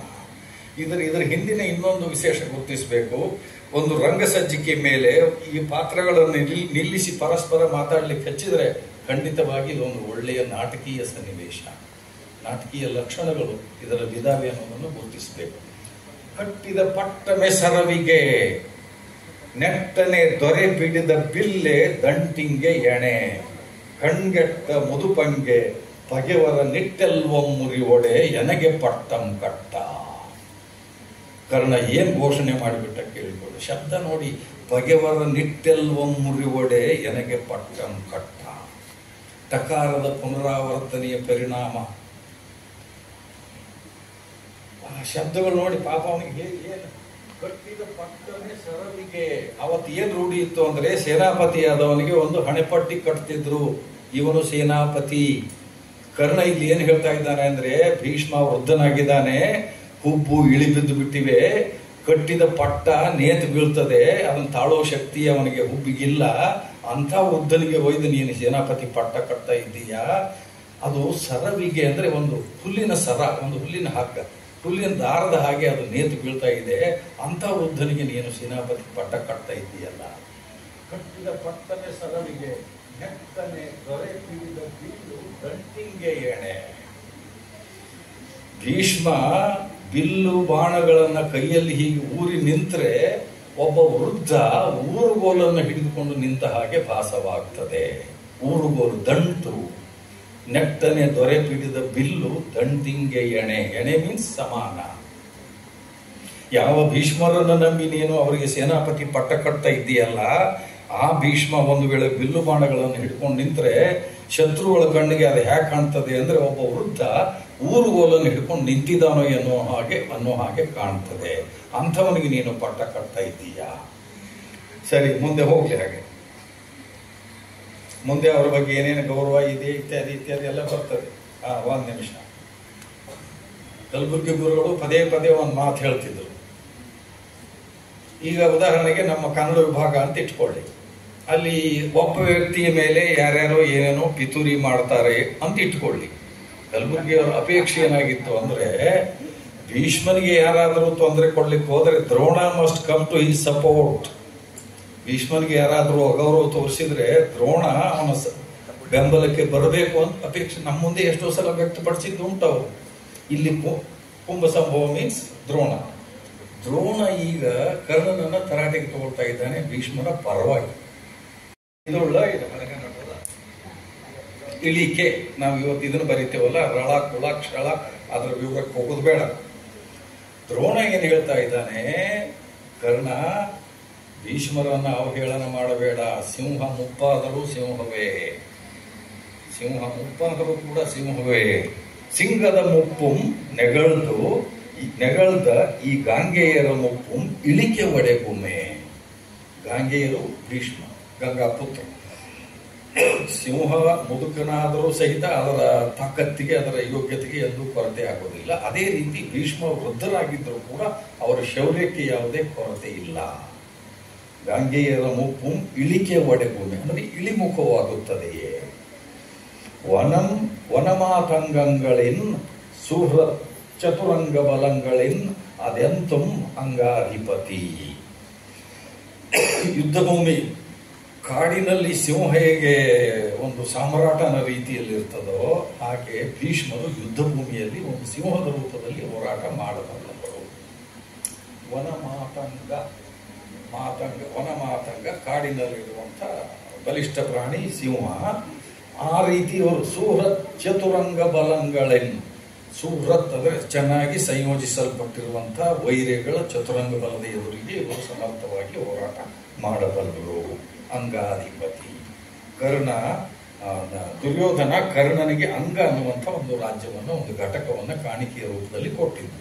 ಅದಕ್ಕೆ ಕರ್ಣನಿಗೆ ಒಂದು ಉಪಾಧಿ ಅಂಗಾಧಿಪತಿ. ಕರ್ಣನನ್ನು ಉದ್ದೇಶಿಸಿ ದ್ರೋಣ ಆಡಿದಂಥ ಮಾತಿದೆ. ಮುಂದೆ ಹೋಗಿ. ಕುಲಜರನ್ ಉದ್ಧತರಂ ಭುಜಬಲಯುತರಂ ಹಿತರನ್ ಈ ಸಭಾ ಮಧ್ಯದೋಳ್ ಅಗ್ಗಲಿಸಿದ ಮದದಿಂ ನಾಲೆಗೆ ಕೊಲಮಂ ತುಬ್ಬುವೋಲ್ ಉರದೆ ನೀಂ ಕೆಡೆ ನೋಡಿ. ದ್ರೋಣ ಕರ್ಣನನ್ನ ತರಾಟೆಗೆ ತಗೊಳ್ತಾ ಇದ್ದಾನೆ. ಕುಲಜರನ್ ಉದ್ಧತರಂ ಭುಜಬಲಯುತರಂ ಹಿತರನ್ ಈ ಸಭಾ ಮಧ್ಯದೋಳ್ ಅಗ್ಗಲಿಸಿದ ಮದದಿಂ ನಾಲಿಗೆ ಕುಲಮಂ ತುಬ್ಬುವೋಲ್ ಉರದೆ ನೀಂ ಕೆಡೆ ನುಡಿವೈ ಕರ್ಣ. ನೋಡಿ, ಅಲ್ಲಿ ಗೌರವ ಸೂಚಕ ಪದಗಳು ಹೇಗೆ ಬಂದಿವೆ. ಭೀಷ್ಮರ ಸಪೋರ್ಟ್ನಲ್ಲಿ ದ್ರೋಣ ಮಾತಾಡ್ತಾ ಇದ್ದಾನೆ. ಕುಲಜರು, ಉದ್ಧತರು ಅಂದ್ರೆ ಶೌರ್ಯಶಾಲಿಗಳು, ಭುಜಬಲಯುತರು, ಹಿತರು, ಇಂಥವರನ್ನ ಈ ಸಭಾ ಮಧ್ಯದಲ್ಲಿ ಅಗ್ಗಲಿಸಿದ ಮದ. ನಿನ್ನ ಮದ ಹೆಚ್ಚಾಗಿ ಬಿಟ್ಟಿದೆ ಕರ್ಣ, ನಿನ್ನ ಸೊಕ್ಕು ಹೆಚ್ಚಾಗಿ ಬಿಟ್ಟಿದೆ. ಆ ಭರಾಟೆಯಲ್ಲಿ ನೀನು ಭೀಷ್ಮರನ್ನ ಟೀಕೆ ಮಾಡ್ತಾ ಇದ್ದೀನಿ. ಅಗ್ಗಲಿಸಿದ ಮದದಿಂ ನಾಲಿಗೆ ಕುಲಮಂತು. ಇದೊಂದು ಗಾದೆ ಮಾತು ನಮ್ಮಲ್ಲಿ. ನಾಲಿಗೆ ಕುಲಮಂತು ಸೂಚಿಸುವ ಹಾಗೆ ಉರದೆ ಅಂದ್ರೆ ಅತಿಯಾಗಿ ಕೆಡೆ ನುಡಿವೈ ಕರ್ಣ. ಭೀಷ್ಮರನ್ನ ಈ ಮಟ್ಟದಲ್ಲಿ ಹೀಯಾಳಿಸುವ ಯೋಗ್ಯತೆ ನಿನಗಿಲ್ಲ. ಸರಿ ಎಂದು ನುಡಿದ ಗುರುವಿನ ಕಠೋರ ಕರ್ಣ ವಚನಗಳಿಗೆ ಕರ್ಣಂ ಕಿನಿಸಿ. ಈಗ ಕರ್ಣನ ಸರ್ ಉತ್ತರ ಕೊಡಬೇಕಲ್ಲ. ದ್ರೋಣರಿಗೆ, ಭೀಷ್ಮರಿಗೆ, ದುರ್ಯೋಧನಿಗೆ ಸೇರಿ ಉತ್ತರ ಕೊಡಬೇಕು. ಕುಲಮನೆ ಮುನ್ನಂ ಉಗ್ಗಡಿಪಿರಿ ಏಂಗಳ. ಒಂದು ಗೊತ್ತಿರಲಿ ನಿಮಗೆ, ಕರ್ಣನ ಪ್ರಸಕ್ತಿ ಬಂದಲ್ಲೆಲ್ಲ ಅವನ ಬೆನ್ನಿಗೆ ಅಂಟಿಕೊಂಡು ಅವನ ಕುಲದ ವಿಚಾರ ಬಂದೇ ಬಿಟ್ಟಿದೆ ಮಹಾಭಾರತ. ಅವನು ಹುಟ್ಟಿದ್ದೇ ಒಂದು ವಿಚಿತ್ರ ಸಂದರ್ಭದಲ್ಲಿ. ನಿಮಗೆಲ್ಲ ಗೊತ್ತಿದೆ, ದುರ್ವಾಸ ಮುನಿಗಳು ಕುಂತಿ ಭೋಜನ ಮನೆಗೆ ಬಂದಿದ್ರು. ಅಲ್ಲಿ ಕುಂತಿ ಬಾಲಿಕೆಯಾಗಿದ್ದ ಸಂದರ್ಭದಲ್ಲಿ ಆ ಮುನಿಗಳ ಸೇವೆ ಮಾಡಿದ್ಲು, ಉಪಚಾರ ಮಾಡಿದ್ಲು. ಸಂತುಷ್ಟರಾದ ದುರ್ವಾಸ ಮುನಿಗಳು ಆ ಕುಂತಿಗೆ 5 ಮಂತ್ರಾಕ್ಷರಗಳನ್ನು ಕೊಟ್ಟಿದ್ರು. ಅವು ಶಕ್ತಿಶಾಲಿ ಮಂತ್ರಗಳು, ಅದೆಲ್ಲ ನಿಮಗೆ ಗೊತ್ತಿರುವಂಥದ್ದೇ. ಮೊದಲನೇ ಮಂತ್ರವನ್ನು ಪ್ರಯೋಗ ಮಾಡಿ ಗಂಗಾ ತೀರದಲ್ಲಿ ಕುಂತಿಯ ಸೂರ್ಯದೇವನನ್ನು ಬರಮಾಡಿಕೊಳ್ತಾಳೆ. ಸೂರ್ಯದೇವ ಪ್ರತ್ಯಕ್ಷನಾಗ್ತಾನೆ. ಅವಳ ಮತ್ತು ಅವನ ಸಮಾಗಮದಿಂದ ಕರ್ಣ ಹುಟ್ಟುತ್ತಾನೆ. ಲೋಕದ ಅಪವಾದಕ್ಕೆ ಹೆದರಿ ಅಲ್ಲಿ ಪಂಪ ಬಹಳ ಒಳ್ಳೆಯ ಒಂದು ಪದ್ಯ. ನನಗೆ 1 ನಿಮಿಷ ಟೈಮ್ ಹೋದ್ರೂ ಚಿಂತಿಲ್ಲ, ಆ ಪದ್ಯದ ಕಡೆ ಹೋಗಿ ಈ ಕಡೆ ಬರ್ತೀನಿ ನಾನು. ಕಲ್ಪನೆ ಮಾಡಿಕೊಳ್ಳಿ, ಬೆಳಗಿನ ಜಾವ, ಸೂರ್ಯೋದಯದ ಸಮಯ, ಗಂಗಾ ನದಿ ತೀರ, ಏಕಾಂಗಿ ಕುಂತಿ, ಅವಳಿಗೆ ಗೊತ್ತಿರಲಿ ಮದುವೆ ಆಗಿಲ್ಲ, ಕನ್ನಿಕೆ, ಇನ್ನೂ ಕನ್ನಿಕೆ, ಮದುವೆ ಆಗಿಲ್ಲ. ಆದರೆ ಆ ಗಾಳು ಗೊರವ, ಆ ಹುಚ್ಚು ಸನ್ಯಾಸಿ ಹೇಳಿ ಹೋಗಿದನೆಲ್ಲ ಮಂತ್ರಾಕ್ಷರಗಳ ಶಕ್ತಿಯನ್ನು ಪರೀಕ್ಷೆ ಮಾಡಬೇಕು. ಅದರ ಹಿಂದೆ ಅವಳ ಮನಸ್ಸಿನ ತಾಕಲಾಟಗಳು ಬಹಳ ಇದ್ದಾವೆ. ಒಂದು ಕಡೆಗೆ ಮಗು ಬೇಕು ಅನ್ನುವಂಥದ್ದು, ಶ್ರೇಷ್ಠ ಮಗು ಬೇಕು ಅನ್ನುವಂಥದ್ದು, ಮುನಿಗಳ ಮಂತ್ರಶಕ್ತಿಯನ್ನು ಪರೀಕ್ಷೆ ಮಾಡಬೇಕು, ಇದೆಲ್ಲ ತವಕಗಳು, ಅಪೇಕ್ಷೆಗಳು ಎಲ್ಲ ಇದ್ದಾವೆ. ಬರ್ತಾಳೆ, ಬಂದು ಸೂರ್ಯದೇವನನ್ನ ಮನಸ್ಸಿನಲ್ಲಿ ಮಂತ್ರದ ಮೂಲಕ ವಿನಂತಿ ಮಾಡಿಕೊಳ್ತಾಳೆ. ಇವಳು ಮಂತ್ರ ಇನ್ನೂ ಮುಗಿದಿಲ್ಲ, ಸೂರ್ಯದೇವ ಹಾಜರ್, ಅವನಿಗೂ ಏನು ಅರ್ಜೆಂಟ್ ಇತ್ತೋ ಗೊತ್ತಿಲ್ಲ. ಸೂರ್ಯದೇವ ಪ್ರತ್ಯಕ್ಷ. ಪಂಪ ಅದನ್ನು ಹೇಗೆ ಕಟ್ಟಿಕೊಡ್ತಾನೆ ಅಂದ್ರೆ, ಇವಳು ಇನ್ನೂ ನೋಡ್ತಾ ಇರೋ ಹಾಗೆ ಕಣ್ಣೆದರಿಗೆ ಬಂದು ನಿಂತುಬಿಟ್ಟ ಸೂರ್ಯ. ಇವಳು ಕೈ ಮುಗಿದು ಗಾಬರಿಯಲ್ಲಿ ವಿನಂತಿ ಮಾಡಿಕೊಳ್ಳೋದು, ದಯವಿಟ್ಟು ತಿರುಗಿ ಹೋಗಿ. ಸೂರ್ಯದೇವ ಹೇಳ್ತಾನೆ, ನಥಿಂಗ್ ಡೂಯಿಂಗ್, ನೀನು ವಿನಂತಿ ಮಾಡಿದೀಯಾ, ಬಂದಿದ್ದೇನೆ, ನಿನಗೆ ಏನು ಅಪೇಕ್ಷೆ ಇದೆ ಬೇಡಿಕೋ. ವಿಧಿ ಇಲ್ಲದೆ ಇವಳು ನಿನ್ನಂತ ಒಬ್ಬ ಪುತ್ರನನ್ನ ದಯಪಾಲಿಸುವಂತ ಕೇಳ್ಕೊಳ್ತಾಳೆ. ಸೂರ್ಯದೇವ ತಥಾಸ್ತು ಅಂದ, ಅಂತರ್ಧಾನ. ಆ ಸಂದರ್ಭದಲ್ಲಿ ಪಂಪ ಒಂದು ಪದ್ಯವನ್ನು ಕಟ್ಟಿಕೊಡ್ತಾನೆ. ಅದರ ಭಾವ ಮಾತ್ರ ಹೇಳಿಬಿಡ್ತಾನೆ ಒಂದೇ ಒಂದು ಮಾತಿನಲ್ಲಿ. ಒಂದು ಕಡೆಗೆ ಒತ್ತಡ ಅವಳಿಗೆ, ಒಂದು ಕಡೆಗೆ ಲಜ್ಜೆ, ಒಂದು ಕಡೆಗೆ ನಾಚಿಕೆ, ಒಂದು ಕಡೆಗೆ ಸಂಕೋಚ, ಒಂದು ಕಡೆಗೆ ಭಯ, ಒಂದು ಕಡೆಗೆ ಮಗು ಬೇಕು ಅನ್ನೋ ಅಪೇಕ್ಷೆ. ಇವೆಲ್ಲ ಕೂಡಿ ಅವಳ ಶರೀರದಲ್ಲಿ ಬೆವರು ಹರಿತಂತೆ. ಬೆವರು ಎಷ್ಟು ಮಟ್ಟಿಗೆ ಹರಿತು ಅಂದ್ರೆ, ಆ ಬೆವರು ಹರಿದು ಧಾರಾಕಾರವಾಗಿ ನದಿಗೆ ಕೂಡಿತಂತೆ. ನದಿಗೆ ಮಹಾಪೂರ ಬಂತಂತೆ. This is the poetry, real poetry. ನಿಜ ಹೇಳೋದು ಸಾಹಿತ್ಯ ಅಲ್ಲ. ನಿಮ್ಗೆ ಗೊತ್ತಿರಲಿ, ಲೋಕ ಸತ್ಯವೇ ಬೇರೆ, ಕಾವ್ಯ ಸತ್ಯವೇ ಬೇರೆ. ದಯವಿಟ್ಟು ಆ ವರ್ಗೀಕರಣ ಮತ್ತು ಗಮನದಲ್ಲಿ ಇಟ್ಕೊಳ್ಬೇಕು. ಸಂಶೋಧನಾ ಸತ್ಯವೇ ಬೇರೆ, ಲೋಕ ಸತ್ಯವೇ ಬೇರೆ. ನಮ್ಮ ಕಲಬುರಗಿ ಗುರುಗಳು ಲೋಕ ಸತ್ಯವನ್ನ ಎದುರಿಸಿ ಸಂಶೋಧನಾ ಸತ್ಯವನ್ನು ಹೇಳಿದ್ದರಿಂದ ಏನೇನು ಆಗಬಾರ್ದಾಗಿತ್ತು ಅದೆಲ್ಲ ನಡೆದೋಯ್ತು. ಲೋಕ ಸತ್ಯವೇ ಬೇರೆ. ನಮ್ಗೆ ಎಷ್ಟೋ ವಿಷಯ ಗೊತ್ತಿದ್ದಾವೆ, we cannot spell it out. ಈಗ ಮೇಡಮ್ ಅವರು, ವಾಳಣ್ಣವರು, ನಾವು ಅಲ್ಲಿ ಮಾತಾಡ್ತಾ ಕೂತಿದ್ದೀವಿ. ಇಂಥವು ಕೆಲವು ಸಂಗತಿಗಳಿದ್ದಾವೆ, ಅದನ್ನ ನಾವು ಬಹಿರಂಗವಾಗಿ ಹೇಳ್ಕೊಳ್ಳೋದು ಕಷ್ಟ ಈ ಸಂದರ್ಭದಲ್ಲಿ. ಯಾಕಿದನ್ನು ಹೇಳ್ತಾ ಇದ್ದೇನೆ ಅಂದ್ರೆ, ಕಾವ್ಯದ ಒಳಗಡೆ ಏನೇನು ಅಡಗಿರ್ತದೆ ಅನ್ನೋದನ್ನ ನಾವು ಸೂಕ್ಷ್ಮವಾಗಿ ಅರ್ಥ ಮಾಡ್ಕೊಳ್ತಾ ಹೋಗ್ಬೇಕು. ಆಗ್ಲೇ ಹೇಳಿದ್ನಲ್ಲಿ, ನೀರೊಳಗಿರೋದು ಬೆಮ್ಮರ್ತವೆ. ಅದನ್ನ ಬರೀ ಶಬ್ದ ಮತ್ತು ಅರ್ಥದ ಮಟ್ಟದಲ್ಲಿ ಅರ್ಥ ಮಾಡಿಕೊಂಡ್ರೆ ಅದರಂಥ ಅನರ್ಥ ಅಪಾರ್ಥ ಇನ್ನೊಂದು ಆಗ್ಲಿಕ್ಕಿಲ್ಲ. ಇಲ್ಲಿ ನಾವು ಕುಲದ ವಿಚಾರ ಬಂದಾಗ ನಾನು ಮುಖ್ಯ ವಿಷಯಕ್ಕೆ ಬರ್ತೇನೆ. ಮತ್ತೆ ಕರ್ಣನಿಗೆ ಕುಲದ ವಿಚಾರ ಎಷ್ಟು ಬಾಧಿಸ್ತು ಅಂದ್ರೆ, ಅವನು 5-6 ಬಾರಿ ಸತ್ತ. ನನ್ನ ಲೆಕ್ಕದಲ್ಲಿ ಹುಟ್ಟಿದ ಕೂಡಲೇ ಸತ್ತು ಬಿಟ್ಟಿದ್ದಾನ. ಅವನು ಹುಟ್ಟಿದ ಕೂಡಲೇ ಸತ್ತು ಬಿಟ್ಟ. ಆಮೇಲೆ ಪರಶುರಾಮರ ಜೊತೆಗೆ ಹೋರಾಟ ಮಾಡುವಾಗ ಸತ್ತ. ಕೊನೆಗೆ ರಥದ ಚಕ್ರ ಗಾಲಿಯನ್ನು ಭೂಮಿ ನುಗ್ಗಿದಾಗ ಅದನ್ನು ಎತ್ತೋಕ್ ಹೋಗಿ ಮತ್ತೊಮ್ಮೆ ಸತ್ತ. ಕೃಷ್ಣ ಬಂದು ಭೇದೋಪಾಯ ಮಾಡಿದಾಗ ಒಮ್ಮೆ ಸತ್ತ. ತಾಯಿ ಬಂದು ಮಾತು ತಗೊಂಡಾಗ ಮತ್ತೊಮ್ಮೆ ಸತ್ತ. ನಾನು ಅದರ ಬಗ್ಗೆ ಒಂದು ಲೇಖನನೇ ಬರೆದಿದ್ದೇನೆ. ಎಲ್ಲರಿಗೂ 1 ಸಾವು ಇದ್ರೆ ಕರ್ಣನಿಗೆ 6 ಸಾವು ಅಂತ. ಸುಮ್ಮನೆ ಇದು ಸಾಂಕೇತಿಕವಾಗಿ ಅಂದ್ರೆ ಎಷ್ಟು ಹಂತಗಳಲ್ಲಿ ಕರ್ಣ ಕಾಸಿಯಾದ. ಅವನದು ಒಂದಿಷ್ಟು ತಪ್ಪಿತ್ತು ಅಂತ ಕಾಣಿಸ್ತದೆ. ಅವನ ಕೀರ್ತಿ ಕಾಮುಕನಾಗಿದ್ನೋ ಏನೋ, ಇದು ನನ್ನ ಅಭಿಪ್ರಾಯ. ಬಹುಶಃ ನಾವು ಇನ್ನೊಂದಿಷ್ಟು ದೊಡ್ಡವರಾಗಬೇಕು, ಇನ್ನೊಂದಿಷ್ಟು ಹೆಸರು ಮಾಡಬೇಕು, ಇನ್ನೊಂದಿಷ್ಟು ಬೆಳಿಬೇಕು ಅನ್ನುವಂಥ ಹಂಬಲ ಬಹುಶಃ ಎಲ್ಲರಿಗೂ ಇರ್ತದೆ. ಕರ್ಣ ಎಲ್ಲಿ ಅಂಥದ್ದಕ್ಕೆ ವಶವಾಗಿ ಹೋದ್ನು ಅನ್ನುವಂಥದ್ದು ನನ್ನ ಒಂದು ಅಭಿಪ್ರಾಯ. ಅದಿಲ್ಲಿ ಅಲ್ಲೇ ಕುಲಮನೆ ಮುನ್ನಂ ಉಗ್ಗಡಿಪಿರಿ ಏಂಗಳ ನಿಮ್ಮ ಕುಲಂಗಳ್ ಆಂತು ಮಾರ್ಮಲವನನ್ ಅಟ್ಟಿ ತಿಂಬುವೆ. ಕರ್ಣನ ಪ್ರಶ್ನೆ, ಏನು ಮಾತು ಎತ್ತಿದ್ರೆ ಕುಲ ಕುಲ ಕುಲ ಅಂತಿರಲ್ಲ, ಯುದ್ಧ ಭೂಮಿಗೆ ನಿಮ್ಮ ಕುಲಗಳು ಹೋಗಿ ಹೋರಾಟ ಮಾಡಿ ನಿಮಗೆ ಗೆಲುವು ತಂದು ಕೊಡ್ತಾವ? ಯುದ್ಧ ಭೂಮಿಯಲ್ಲಿ ಕುಲಗಳು ಹೋರಾಟ ಮಾಡಿ ನಿಮಗೆ ಗೆಲುವು ತಂದು ಕೊಡ್ತಾವ. ಕೊನೆಗೆ ಹೇಳ್ತಾನೆ, ಈ ಕುಲದ ವಿಚಾರವೇ ನಿಮ್ಮನ್ನು ಸರ್ವನಾಶ ಮಾಡುತ್ತದೆ, ಬರೆದಿಟ್ಕೊಳ್ಳಿ.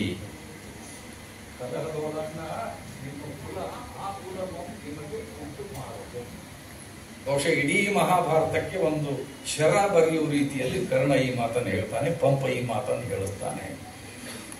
ನಿಮ್ಗೆ ಗೊತ್ತಿರಲಿ, ಕ್ಷತ್ರಿಯ ಬ್ರಾಹ್ಮಣ ಆ ಸಂಘರ್ಷ ಎಷ್ಟು ಆಳದ್ದಿತ್ತು ಮಹಾಭಾರತದಲ್ಲಿ.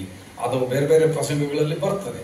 ಅದೆಲ್ಲ ಗಮನದಲ್ಲಿ ಇಟ್ಕೊಂಡು ಇಲ್ಲಿ ಪಂಪ ಕರ್ಣನ ಮೂಲಕ ಹೇಳಿಸ್ತಾ ಇದ್ದಾನೆ, ಬಗೆವಾಗಳು ಈ ಕಲಹದೋಳ್ ಅಣ್ಣ ನಿಮ್ಮ ಕುಲ ನಿಮಗೆ ಆಕುಲಮಂ ಉಂಟು ಮಾಡು. ಆಕುಲ ಅಂದ್ರೆ ತೊಂದರೆ, ನಿಮ್ಮ ಸರ್ವನಾಶ ಆಗ್ತದೆ. ಯಾಕೆ ಅಂದ್ರೆ ಬರೀ ಕುಲ ಕುಲ ಅಂತ ಬಡದಾಡ್ತಾ ಇದ್ದೀರಿ ನೀವು. ನಿಮಗೆ ಗೊತ್ತಿರಲಿ, ಇನ್ನೊಂದಿಷ್ಟು ಹಿಂದಕ್ಕೆ ಹೋಗ್ತೀನಿ ನಾನು.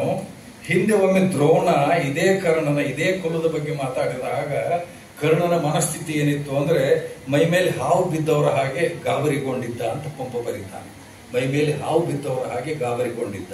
ಆದ್ರೆ ಈಗ ಆ ಭಯ ಆ ಭೀತಿ ಕರ್ಣನಲ್ಲಿಲ್ಲ. ಯಾಕೆ ಅಂದ್ರೆ he has come to know the truth.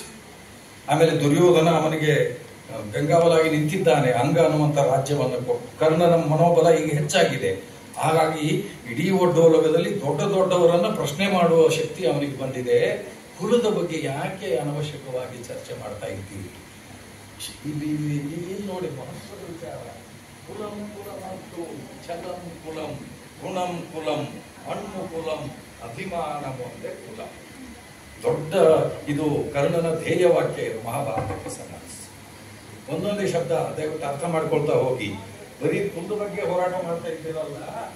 ಕುಲಂ ಕುಲಮಂತು ಅಂತು ಅಂದ್ರೆ ಅಲ್ಲ. ಕುಲಂ ಕುಲಮಂತು ಜಲಂ ಕುಲಂ ಗುಣಂ ಕುಲಂ ಹಣ್ಣು ಹಣ್ಣು ಮೀನ್ಸ್ ಪರಾಕ್ರಮ. ಜಲಂ ಕುಲಂ ಗುಣಂ ಕುಲಂ ಹಣ್ಣು ಕುಲಂ ಅಭಿಮಾನ ಒಂದೇ ಕುಲ. ಅದೆಲ್ಲ ನನ್ನಲ್ಲಿದೆ ಅನ್ನುವಂಥದ್ದನ್ನ ಸೂಚ್ಯವಾಗಿ ಕರ್ಣ ಇಲ್ಲಿ ಹೇಳ್ತಾ ಇದ್ದಾನೆ. ಬಗೆವಾಗಳು ಈ ಕಲಹದೋಳು ಅಣ್ಣ ನಿಮ್ಮ ಕುಲ ನಿಮಗೆ ಆ ಕುಲಮಂ ಉಂಟು ಮಾಡುವುದು. ನೀವು ಓದುವ ಸಂದರ್ಭದಲ್ಲಿ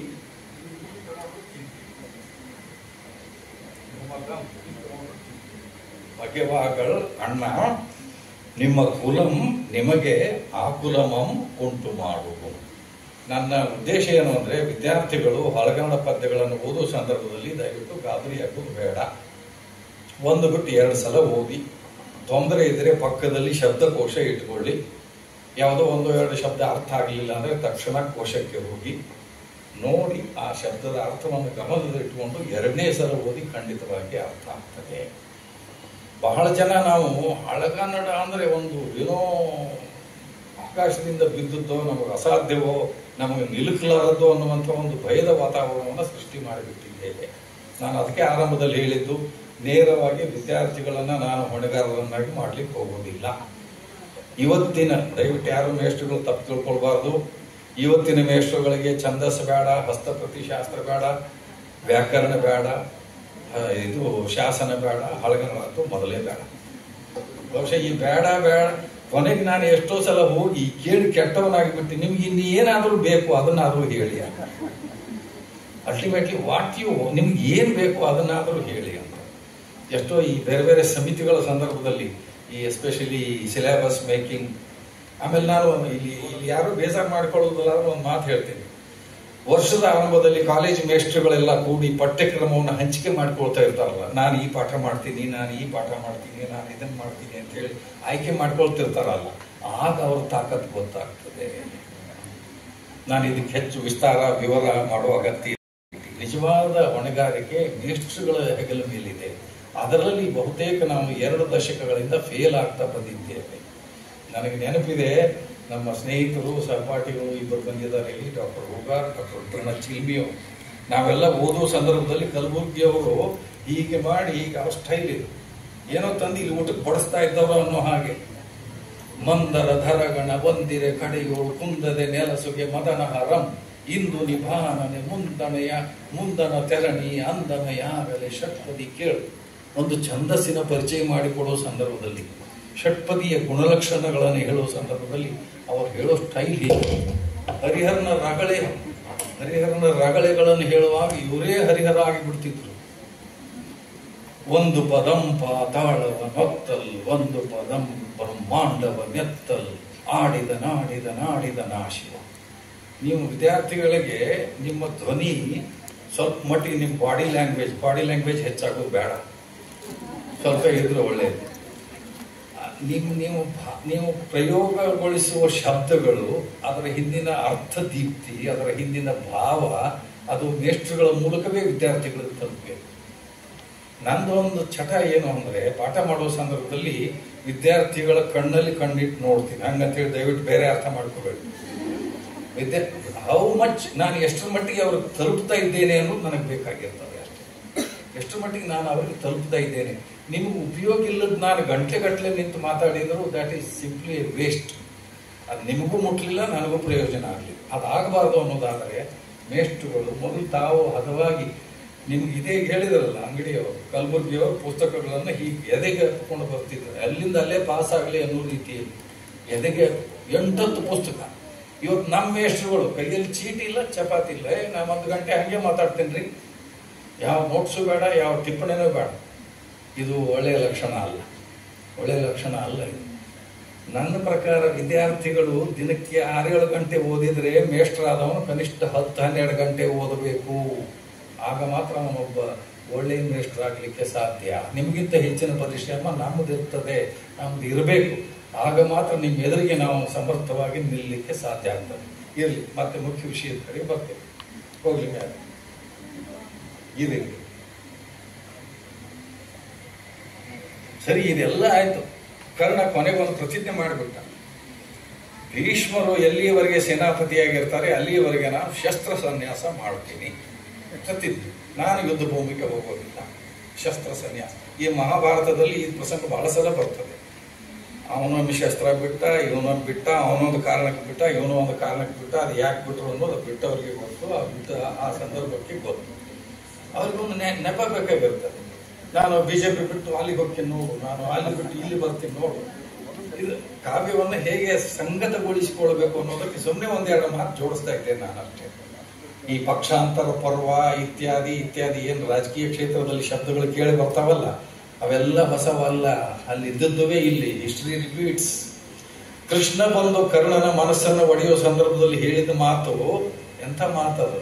ನೀನಿರೇ ಮತ್ತೆ ಪೆರ್ರಂದರೇಂದ್ರರೇ, ನೀನು ಪಾಂಡವರ ಹಿರಿಯ ಅಣ್ಣ, ನ್ಯಾಯವಾಗಿ ಈ ರಾಜ್ಯವನ್ನು ನೀನು ಆಳ್ಬೇಕಾಗಿತ್ತು. ನಿನ್ನ ದುರದೃಷ್ಟ ದುರ್ಯೋಧನ ಆಳ್ತಾ ಇದ್ದಾನೆ. ನೀನು ಎಸ್ ಅನ್ನು ಇವತ್ತೇ ನಿನ್ನ ಚೀಫ್ ಮಿನಿಸ್ಟರ್ ಮಾಡು, ನೀನು ಎಸ್ ಅನ್ನು ಇವತ್ತೇ ನೀನು ಪ್ರೈಮ್ ಮಿನಿಸ್ಟರ್ ಮಾಡು. ಇದು ರಾಜಕೀಯ ತಂತ್ರಗಾರಿಕೆ. ಕೃಷ್ಣ ಅದರಲ್ಲಿ ಎತ್ತಿದ ಕೈ. ಶ್ವೇತಕೃಷ್ಣ ಕಾರಕ, ಚತುರ ರಾಜಕಾರಣಿ, ಸ್ಟೇಟ್ಸ್ಮನ್, ಮುತ್ಸದ್ದಿ. ಇಲ್ಲಿ ನೋಡಿ ಎಲ್ಲ ಆಯ್ತು. ಕರ್ಣ ಪ್ರತಿಜ್ಞೆ ಮಾಡಿಬಿಟ್ಟ. ಭೀಷ್ಮರು ಎಲ್ಲ ನುಂಗಿದರು. ಕೊನೆಗೆ ಮನದಾಳದ ಕೆಲವು ಮಾತುಗಳನ್ನು ಹರಿಬಿಡ್ತಾ ಇದ್ದಾರೆ. ಕಲಿತನದ ಉರ್ಕು, ಯೌವನದ ಸೊರಕು, ನಿಜೇಶನ ನಚ್ಚು, ತೋಳ್ಬಲದ ಪೊಡರ್ಪು, ಕರ್ಣ ನಿನಗುಳ್ಳನಿತು ಏನ್ ಎನಗುಂಟೆ. ನಾಟಕೀಯ ಸನ್ನಿವೇಶ ಅಂತ ಹೇಳಿದ್ದನ್ನೇ. ಕರ್ಣ ಎದುರಿಗೆ ನಿಂತಿದ್ದಾನೆ, ಭೀಷ್ಮ ಇಲ್ಲಿದ್ದಾನೆ.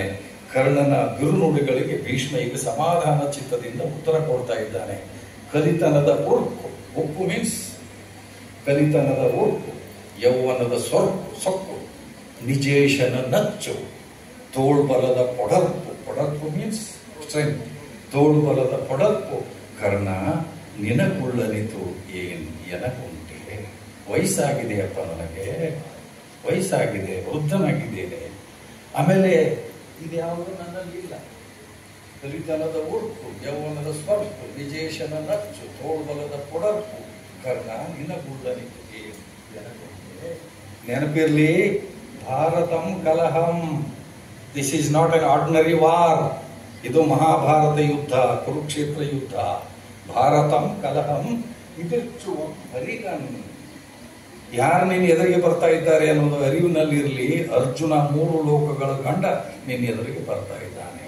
ಇದಿರ್ಚು ಹರಿಗಂ ಅಪ್ಪೊಡೆ ಆಗಿರಲು ಮಕ್ಕಳಂ ಏಕೆ ಪಳಂಚಲದ ಪಿಯಣ್ಣ. ಸುಮ್ಮನೆ ಯಾಕೆ ಒದ್ದಾಡ್ತಾ ಇದ್ದೀಯ ಕರ್ಣ. ಸೂಳು ಪಡೆಯಲಪ್ಪುದು ಕಾಣ ಮಹಾಜಿರಂಗದು. ಕರ್ಣ, ಒಂದು ಮಾತು ಅಂತಿಮವಾಗಿ ನೆನಪಿಟ್ಟುಕೋ. ನಾವೆಲ್ಲ ಸರತಿಯ ಸಾಲಿನಲ್ಲಿ ನಿಂತವರು, ಸಾವಿನ ಸರತಿಯ ಸಾಲಿನಲ್ಲಿ ನಿಂತವರು. ಇವತ್ತು ನಾನು ಸಾಯ್ತೇನೆ, ನಾಳೆ ಇನ್ನೊಬ್ಬ ಸಾಯ್ತಾನೆ, ನಾಳೆ ಮತ್ತೊಬ್ಬ ಸಾಯ್ತಾನೆ. ಅದರ ಮಾರನೇ ದಿನ ನಿನ್ನ ಸರದಿ. ಸೂಳ್ ಪಡೆಯಲ್ ಅಪ್ಪುದು ಕಾಣ ಮಹಾ ಆಜಿ ರಂಗದು. 6-7 ಶಬ್ದಗಳಿದ್ದಾವೆ. ಸೂಳ್, ಸರದಿ, ಪಡೆಯಲ್, ಅಪ್ಪುದು ಕಾಣ ಮಹಾ ಆಜಿ ರಂಗ. ಪದಚ್ಛೇದ ಮಾಡುವ ಮೂಲಕ ಒಂದು ಕಾವ್ಯ ನೇರವಾಗಿ ನಮ್ಮ ಕೈಗೆ ಬಂದಿದೆ. ಸೂಳ್ ಪಡೆಯಲ್ ಅಪ್ಪುದು ಕಾಣ ಮಹಾ ಆಜಿ ರಂಗದೋ. ಬಹಳ ಶ್ರೇಷ್ಠವಾದ ಪದ್ಯ ಇದು. ಇಲ್ಲಿ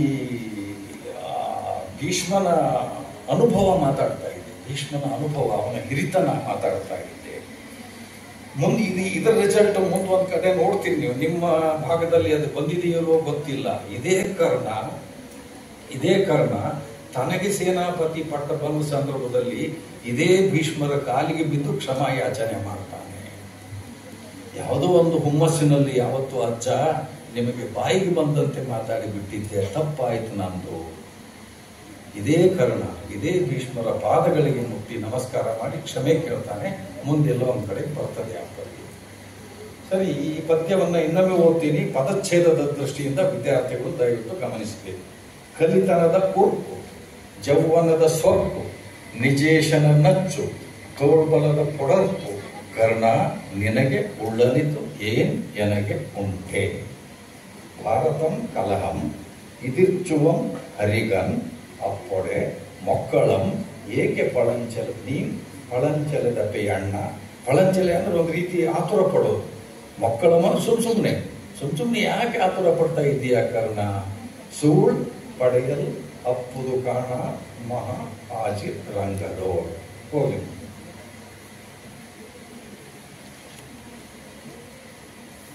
ಇದು ಕಂದ ಪದ್ಯ ಸಾಮಾನ್ಯ ಇದೆ. ಇಲ್ಲಿ ನೋಡಿ. ಪಿಡಿಯಂ ಚಕ್ರಮನ್ ಎಂಬ ಚಕ್ರಿಯನ್ ಇಳಾ ಚಕ್ರಂ ಭಯಂಗೊಳ್ಳುವಿನಂ ಪಿಡಿಯಿಪ್ಪೆಂ. ಭೀಷ್ಮ ಪ್ರತಿಜ್ಞೆ ಮಾಡ್ತಾ ಇದ್ದಾನೆ ಕರ್ಣನ ಎದುರಿಗೆ. ಯಾವ ನನ್ನ ಶೌರ್ಯದ ಬಗ್ಗೆ ನೀನು ಅನುಮಾನ ಪಡ್ತಾ ಇದೆಯಲ್ಲ, ಇವತ್ತು ಘೋಷಣೆ ಮಾಡ್ತಾ ಇದ್ದಾನೆ, ಕೇಳಿಸ್ಕೋ ಕರ್ಣ. ಚಕ್ರವನ್ನು ಹಿಡಿಯೋದಿಲ್ಲ ಅನ್ನುವಂಥ ಕೃಷ್ಣನ ಕೈಯಲ್ಲಿ ಕೂಡ ಚಕ್ರವನ್ನು ಹಿಡಿಯೋ ಹಾಗೆ ಮಾಡ್ತೇನೆ. ಪಿಡಿಯಂ ಚಕ್ರಮನ್ ಎಂಬ ಚಕ್ರಿಯನ್ ಇಳಾ ಚಕ್ರಂ ಭಯಗೊಳ್ಳುವಿನಂ. ನೋಡಿ ಶಬ್ದ ಪ್ರಯೋಗ. ಚಕ್ರ ಸುದರ್ಶನ ಚಕ್ರ, ಇಳಾ ಚಕ್ರ, ಇಡೀ ಭೂಮಂಡಲ ಭಯಗೊಳ್ಳಬೇಕು. ಆ ರೀತಿ ಕೃಷ್ಣ ಚಕ್ರಧಾರಣೆ ಮಾಡುವ ಹಾಗೆ ನಾನು ಯುದ್ಧ ಮಾಡ್ತೀನಿ. ಪಿಡಿಯಂ ಚಕ್ರಮನೆಂಬ ಚಕ್ರಿಯನ್ ಇಳಾ ಚಕ್ರಂ ಭಯಂಗೊಳ್ಳುವಿನಂ ಪಿಡಿಯಿಪ್ಪೆಂ. ಕರಚಕ್ರಮಂ ನರರಥ ತೋಳ್ದ ಕುರುಕ್ಷೇತ್ರದಿ ಪೊಡುವೆಣ್ಗಾವುದ ಹೋಗಿ ಹೋಗಡಿಸುವ. ಪೊಡುವೆಣ್ಗಾವು ಪಶ್ಚಿಮಕ್ಕೆ 8 ಗಾವುದ ಹೋಗುವ ಹಾಗೆ ಮಾಡುತ್ತೇನೆ. ಇವ್ ಗಾವುದ ಅಂದ್ರೆ 12 ಮೈಲು ಏನೋ ಒಂದು ಅಳತೆ ಬರ್ತದೆ. ಗಾವುದ ಅಂದ್ರೆ ಬಹುಶಃ 12 ಮೈಲ್ ಇರಬೇಕು. ಯುದ್ಧರಂಗದಲ್ಲಿ ಅರ್ಜುನನ ರಥ, ಅಲ್ಲಿ ಸಾರಥಿ ಕೃಷ್ಣ ಇರ್ತಾನೆ. ಅರ್ಜುನನ ರಥ 12 ಗಾವುದ, 8 ಗಾವುದ ಹಿಂದಕ್ಕೆ ಸರಿಯೋ ಹಾಗೆ ಭಯಂಕರವಾದ ಯುದ್ಧವನ್ನ ಮಾಡ್ತೀನಿ. ನಿಚ್ಚಂ ಧರಾಧೀಶರಂ ಪಡಲಿಟ್ಟಂತಿರೆ ಮಾಳ್ಪೆನ್ ಓವದೆ ಪೈಂಚಾಶಿರ್ವರಂ ಯುದ್ಧದೋಳು. ಪೈಂಚಾಶಿರ್ವರ 5,000 ಸೈನಿಕರನ್ನ ಕೊಡ್ತೀವಿ. ಸುಮ್ಮನೆ ಒಂದು ಸಂಖ್ಯೆ, ಛಂದಸ್ಸಿನ ದೃಷ್ಟಿಯಿಂದ ಹೊಂದಾಣಿಕೆ ಆಗಲಿ ಅಂತ ಹೇಳಿ ಬಹುಶಃ ಪಂಪ ಹೊಂದಿಸಿಕೊಂಡಿರುವಂಥ ಸಂಖ್ಯೆಗಳು. ನೀವು ಎಣಿಸಿ 5,000 ಆಯಿತು 4,000 ಆಯಿತು ಅಂತ ಲೆಕ್ಕ ಇಡೋದಲ್ಲ. ಅಸಂಖ್ಯಾತ ಸೈನಿಕರನ್ನ ಬಲಿ ಪಡಿತೀನಿ. ಅರ್ಜುನನ ರಥವನ್ನು ಹಿಂದಕ್ಕೆ ಹೋಗುವ ಹಾಗೆ ಭಯಂಕರವಾದ ಯುದ್ಧವನ್ನ ಮಾಡ್ತೀನಿ. ಅಷ್ಟೇ ಇದರ. ಭೀಷ್ಮ ಪ್ರತಿಜ್ಞೆ ಮಾಡ್ತಾನೆ, ಯುದ್ಧಕ್ಕೆ ಸಿದ್ಧತೆ ನಡೀತಾರೆ.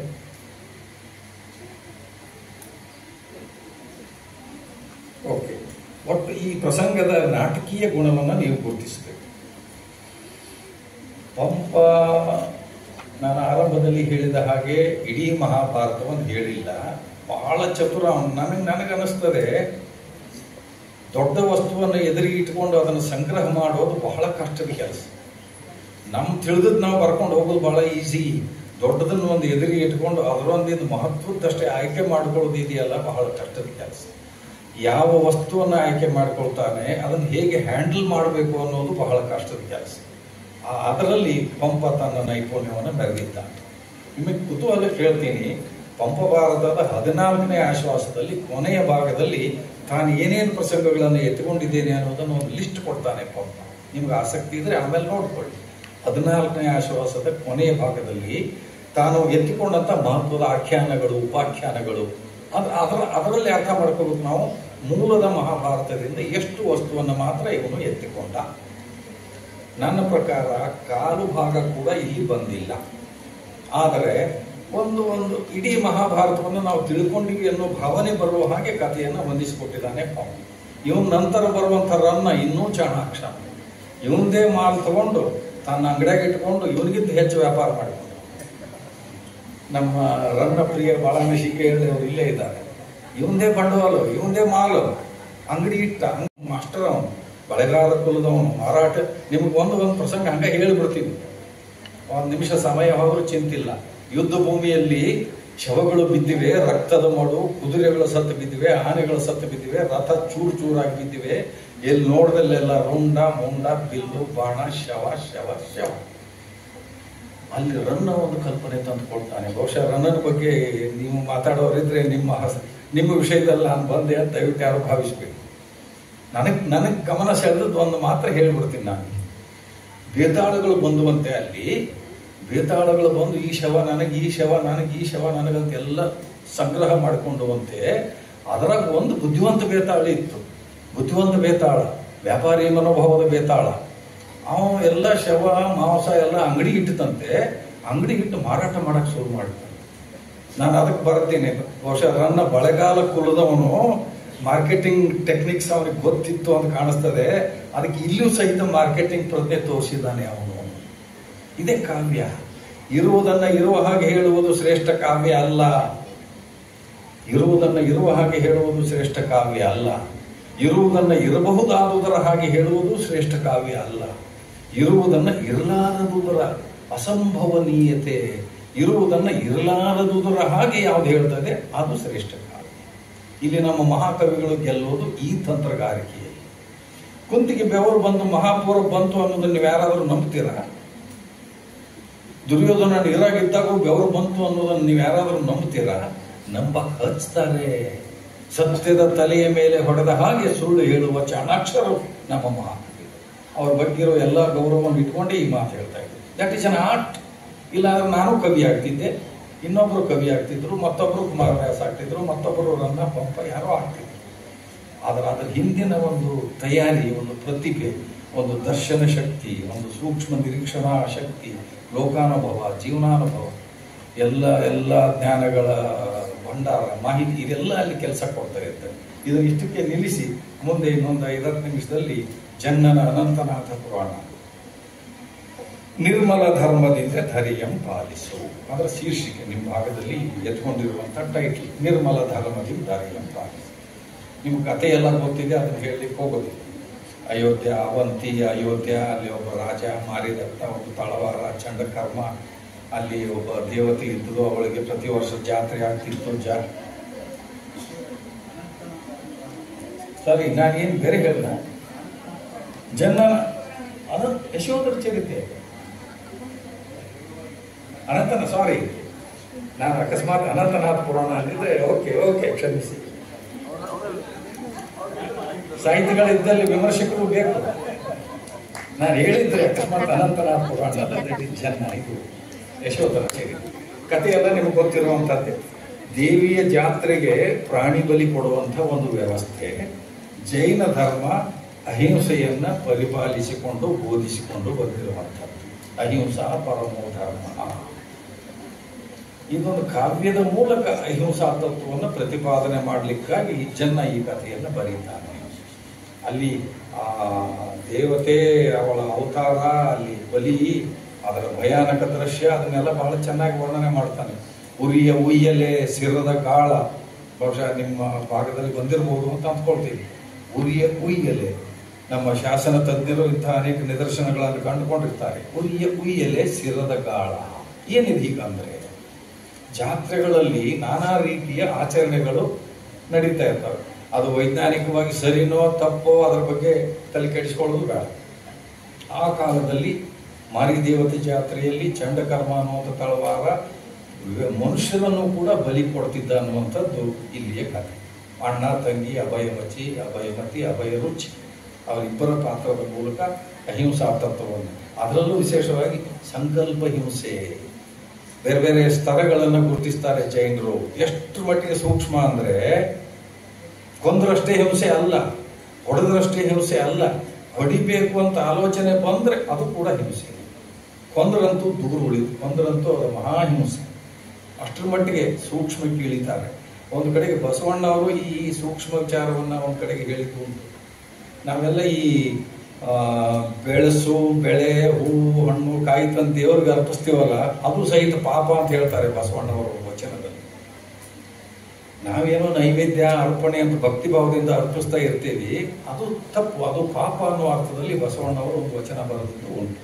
ಇಲ್ಲಿ ಈ ಕಾವ್ಯ ಏನ್ ಮಾಡ್ತದೆ ಅಂದ್ರೆ ಅಹಿಂಸಾ ತತ್ವದ ಪ್ರತಿಪಾದನೆ. ವಿಶೇಷವಾಗಿ ಪ್ರಾಣಿ ಬಲಿಯ ಜೊತೆಗೆ ನರಬಲಿ ಕೊಡುವಂತಹ ಪದ್ಧತಿಯನ್ನ ವಿರೋಧ ಮಾಡುವ ಸಲುವಾಗಿ ಜನ್ನ ಈ ಕಾವ್ಯವನ್ನು ರಚನೆ ಮಾಡಿದ್ದಾನೆ. ಅದರ ಸಂದರ್ಭ ಏನಿದೆ ಅಂದ್ರೆ ಭಯಾನಕ ದೃಶ್ಯ. ತಳವಾರ ಹೋಗಿ ಇವರಿಬ್ಬರನ್ನ ಹಿಡ್ಕೊಂಡು ಬರ್ತಾನೆ, ಬಲಿ ಕೊಡೋ ಸನ್ನಾಹ ನಡೀತದೆ. ತಳವಾರ ಖಡ್ಗ ಎತ್ತಿ ಇನ್ನೇನು ಇವರು ಶಿರಚ್ಛೇದ ಮಾಡಬೇಕು ಅನ್ನೋ ಹೊತ್ತಿಗೆ ಒಂದು ಪದ್ಧತಿ ಇದೆ, ನಿಮ್ಮ ಕೊನೆಯ ಆಸೆ ಏನಾದರೂ ಇದ್ರೆ ಕೇಳಿಕೊಳ್ಳಿ, ಕೊನೆಯ ಆಸೆ ಏನಾದರೂ ಇದ್ರೆ ಕೇಳಿಕೊಳ್ಳಿ, ಯಾಕಂದ್ರೆ ಮುಂದಿನ ಕ್ಷಣ ನೀವು ಇಲ್ಲಿ ಇರೋದಿಲ್ಲ. ಆಗ ಮಕ್ಕಳು ಕೇಳಿದ ಮಾತು ನಿರ್ಮಲ ಧರ್ಮದಿಂದ ಧರೆಯ. ಬಹುಶಃ ಈ ಸಂದರ್ಭಕ್ಕೆ ಶುದ್ಧ ವ್ಯತಿರಿಕ್ತವಾದ ಒಂದು ಅಭಿಪ್ರಾಯವನ್ನು ಮಕ್ಕಳು ವ್ಯಕ್ತಪಡಿಸಿಬಿಡ್ತಾರೆ. ನಿರ್ಮಲ ಧರ್ಮದಿಂದ ಧರೆಯಂ ಪಾಲಿಸು. ಈ ಸಂದರ್ಭದಲ್ಲಿ ಅದು ಹೇಗೆ ಸಾಧ್ಯ ಇದೆ? ಸಂಪೂರ್ಣ ಬದಲಾವಣೆ ಬೇಕು ಅನ್ನೋ ಅರ್ಥದಲ್ಲಿ ಜನ್ನ ಆ ಮಕ್ಕಳ ಬಾಯಲ್ಲಿ ಈ ಮಾತನ್ನು ಹೇಳ್ತಾನೆ. ಮುಂದೆ ಹೇಳ್ತಾನೆ ಅವನು, ನಾವೇನೇನೋ ಹೇಳ್ಬೇಕಂತೀವಿ, ಆದರೆ ನಿನ್ನ ಮನಸ್ಸು ಹೇಗಿದೆ ಅಂದ್ರೆ ಜಿಡ್ಡುಗಟ್ಟಿದ ಕನ್ನಡಿಯ ಆಗಿದೆ. ಸ್ವಚ್ಛವಾದ ಕನ್ನಡಿ ಇದ್ರೆ ಪ್ರತಿಬಿಂಬ ಪ್ರತಿಫಲನ ಸ್ಪಷ್ಟವಾಗಿ ಕಾಣಬಹುದು, ಆದರೆ ನಿನ್ನ ಮನಸ್ಸು ಜಿಡ್ಡುಗಟ್ಟಿದ ತುಪ್ಪು ಅಂತೇನೋ ಬಳಸ್ತಾನೆ ಇಲ್ಲಿ. ತುಪ್ಪದ ಜಿಡ್ಡು ನಿನ್ನ ಮನಸ್ಸೆಂಬ ಕನ್ನಡಿಗೆ ಅಂಟಿಕೊಂಡಿದೆ, ಹಾಗಾಗಿ ನಾವು ಹೇಳುವ ಮಾತುಗಳು ನಿನಗೆ ಪಥ್ಯವಾಗಲಿಕ್ಕಿಲ್ಲ. ಆದರೂ ಹೇಳ್ತೇನೆ ಕೇಳು, ನಿರ್ಮಲ ಧರ್ಮದಿಂ ಧರೆಯಂ ಪಾಲಿಸು. ಹೀಗೆ ಇಡಿಯಾಗಿ ಮುಂದೆ ಇಷ್ಟು ಎಳೆಯ ಮಕ್ಕಳು ಇಂಥ ದೊಡ್ಡ ಮಾತನ್ನು ಹೇಳ್ತಾ ಇದ್ದಾರೆ ಅಂತ ಹೇಳಿ ಅವರಿಗೆಲ್ಲ ಮನಸ್ಸು ಪರಿವರ್ತನೆ ಆಗ್ತದೆ. ಆ ಮೂಲಕ ಅಹಿಂಸಾ ಸಿದ್ಧಾಂತ ಜಾರಿಗೆ ಬಂತು. ಕವಿ ಹೇಳೋದು, ಕವಿಗೆ ಬೇಕಾದದ್ದು ಮೌಢ್ಯದ ತಡೆಗಟ್ಟುವಿಕೆಯ ಉದ್ದೇಶದಿಂದ ಕವಿ ಈ ಕಥೆಯನ್ನ, ಇದೊಂದು ಜೀವದಯಾಷ್ಟಮಿ ನೋಂಪಿ ಅಂತ ಬರ್ತದೆ ಜೈನರಲ್ಲಿ, ಆ ಸಂದರ್ಭದಲ್ಲಿ ಇದನ್ನು ಪಾಲನೆ ಮಾಡಬೇಕು, ಓದಬೇಕು, ಓದಿಸಬೇಕು, ಕೇಳಬೇಕು ಅನ್ನುವಂತಹ ಉದ್ದೇಶದಿಂದ ಕವಿ ಈ ಪಾಠವನ್ನು ಇಲ್ಲಿ ಕೊಟ್ಟಿದ್ದಾರೆ. ಅಲ್ಲಿ ಇಷ್ಟು ಕ್ಲಿಷ್ಟ ಪದಗಳು ಬರೋದಿಲ್ಲ, ಸರಳವಾದ ಸಣ್ಣ ಸಣ್ಣ ಪದ್ಯಗಳಿರೋದ್ರಿಂದ ನೀವು ಅದನ್ನು ಸುಲಭವಾಗಿ ಓದ್ಕೊಳ್ಬಹುದು. ಹಾಗಾಗಿ ಅಲ್ಲಿನ ಹೆಚ್ಚು ಪದ್ಯಗಳನ್ನು ನಾನು ಮುಟ್ಲಿಕ್ಕೆ ಹೋಗೋದಿಲ್ಲ. ಆ ಸಿರದ ಅದೇನು ಹೇಳಿದ್ನಲ್ಲ, ಅದು ಎರಡು ಮಾತು ಹೇಳಿ ಮುಗಿಸ್ಬಿಡ್ತೀನಿ. ಉರಿಯ ಉಯ್ಯಲೆ ಸಿರದ ಕಾಳ. ಈ ನಮ್ಮ ಯಾವುದೋ ಒಂದು ಹಬ್ಬದಲ್ಲಿ ಕಿಚ್ಚು ಹಾಯ್ತಾರಲ್ಲ, ಕಿಚ್ಚು ನೆಲದಲ್ಲಿ ತಕ್ಕ ತೋಡಿ ಕಿಚ್ಚು ಹಾಕಿರ್ತಾರೆ, ಅದರಲ್ಲಿ ಪಲ್ಲಕ್ಕಿನೋ ಡೋಲಿನೋ ಏನೋ ಹೊತ್ಕೊಂಡು ಓಡಿ ಹೋಗ್ತಾರೆ. ಬಹುಶಃ ಅಂಥದ್ದು ಇನ್ನೊಂದು ಪ್ರಯೋಗ ಆ ಕಾಲದಲ್ಲಿ ಇದ್ದಿರಬೇಕು. ಉರಿ ಇರ್ತದೆ, ಉಯ್ಯಾಲೆ. ಎಸ್, ನಾನು ಅದನ್ನು ಹೇಳಲಿಲ್ಲ ಅಷ್ಟೇ. ಉರಿಯ ಉಯ್ಯಲೆ ಉರಿತಾ ಇರ್ತದೆ, ಅವನು ಜೋಕಾಲಿಯ ಮೂಲಕ ಇದರಲ್ಲಿ ದಾಟಬೇಕು. ಇದು ಒಂದು ಆಚರಣೆ ಅಂತಲೂ ಇರಬಹುದು, ಅಥವಾ ಇನ್ನು ಕೆಲವು ಕಡೆ ಶಿಕ್ಷೆಯ ರೂಪದಲ್ಲೂ ಕೂಡ ಅಗ್ನಿ ದಿವ್ಯ, ಜಲ ದಿವ್ಯ, ತಾಂಡೂಲ ದಿವ್ಯ ಅಂತ ಹೇಳಿ ಬೇರೆ ಬೇರೆ ಶಿಕ್ಷಾ ಪ್ರಕಾರಗಳು ಬರ್ತವೆ. ಉರಿಯ ಉಯ್ಯಲೆ, ಆ ಮಾರಿ ಹಬ್ಬದ ಜಾತ್ರೆಯಲ್ಲಿ ಇಂಥದ್ದು ನಡೀತಿದೆ. ಶಿರದ ಗಾಳ, ಇವತ್ತಿಗೂ ಸಹಿತ ಗಣಗಾಪುರ ಎಲ್ಲೋ ಒಂದು ಕಡೆಗೆ, ನನಗೆ ಎಕ್ಸಾಕ್ಟ್ಲಿ ನೆನಪಿಲ್ಲ. ಎಸ್, ಅಲ್ಲಿ ಕುತ್ತಿಗೆಗೆ ಕರ್ಕೊಂಡು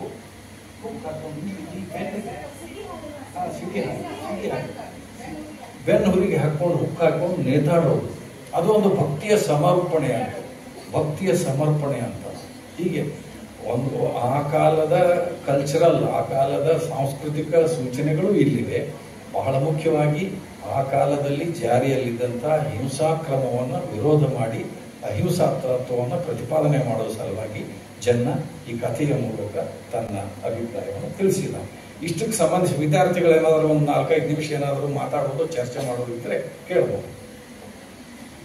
ಕಾರ್ಯಕ್ರಮಕ್ಕೆ ತಮಗೆಲ್ಲರಿಗೂ ಸ್ವಾಗತ ಮತ್ತು ಬಂದಿದ್ದಕ್ಕೆಲ್ಲರಿಗೂ ಧನ್ಯವಾದಗಳು. ಒಂದಿನ ಪದ್ಯ ಹೇಳಕ್ ಬಯಸ್ತೀನಿ.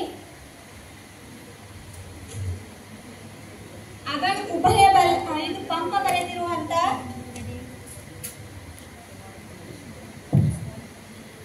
ಬರೆದಿರುವಂತ ಸೋದರರೊಳ ಸೋದರರಂ ಕಾದಿಸುವುದು, ಅದರಲ್ಲಿರುವಂತಹ ಪದ್ಯ. ಅಗಳ ಉಭಯ ಬಲ ಮಂದ್ರಿ ಮುಖ್ಯರಿವರ ಇಬ್ಬರ ಅರಸುಗಳ್ ಅಪ್ಪೊಡೆ ಚರಮ ದೇಹದಾಗಳ್ ಇವರ ಯುದ್ಧ ಎಂಬುದತಿ ಕ್ರೂರ ಗ್ರಹ ಯುದ್ಧದಂತೆ ಸಕಲ ಪ್ರಜಾ ವಿನಾಶಕರಂ ಅಲ್ಲದೆ ಪೆರತಂತು. ಚತುರಂಗ ಬಲ ಯುದ್ಧದೋಳ್ ಅಲ್ಲದೆ ಗೆಲ್ಲ ಸೋಲಂ ಎಂಬುದಿಲ್ಲ ಸಮಸ್ತ ಜನ ಸಂಹರಣ. ಕಾರಣಮಪ್ಪ ರಣದೋಳ್ ಒಂದಪುದೆಂಬ ಧರ್ಮ ಯುದ್ಧಮನೆ ತಮೊಳ್ ಸಮಕಟ್ಟಿ ಮುನ್ನರ್ ಭರತೇಶ್ವರ ಚಕ್ರವರ್ತಿಯಲ್ಲಿಗೆ ಒಂದು ಧನ್ಯವಾದಗಳು. ಗಿನ್ನಿಸ್ ರೆಕಾರ್ಡ್ ಆಗ್ತಾ ಇದೆ ಇದೀಗ. ಇಷ್ಟು ಜನ ನಾವು ಪ್ರತಿಜ್ಞೆಯನ್ನ ಮಾಡಿದ್ದೇವೆ ಅಂತ ಹೇಳಿ ಅದರ ವಿಡಿಯೋ ಶೂಟಿಂಗ್ ಕೂಡ ಆಗ್ತಾ ಇದೆ. ಮೇಲೆ ಬಂದ್ ಮಾಡ್ತಾರೆ. ಅದ್ರ ಜೊತೆಗೆ ಒಂದು ಫಾರ್ಮೆಟ್ ಕೂಡ ಕೊಡ್ತೇವೆ ಅನಂತರದೊಳಗ. ಅದನ್ನ ತುಂಬಿ ನೀವು ನಿಮ್ಮ ಮೊಬೈಲ್ ಮೂಲಕ ಅದಕ್ಕೊಂದು ಈ ಸರ್ಟಿಫಿಕೇಟ್ ಕೂಡ ನಿಮಗೆ ಸಿಗತೈತಿ.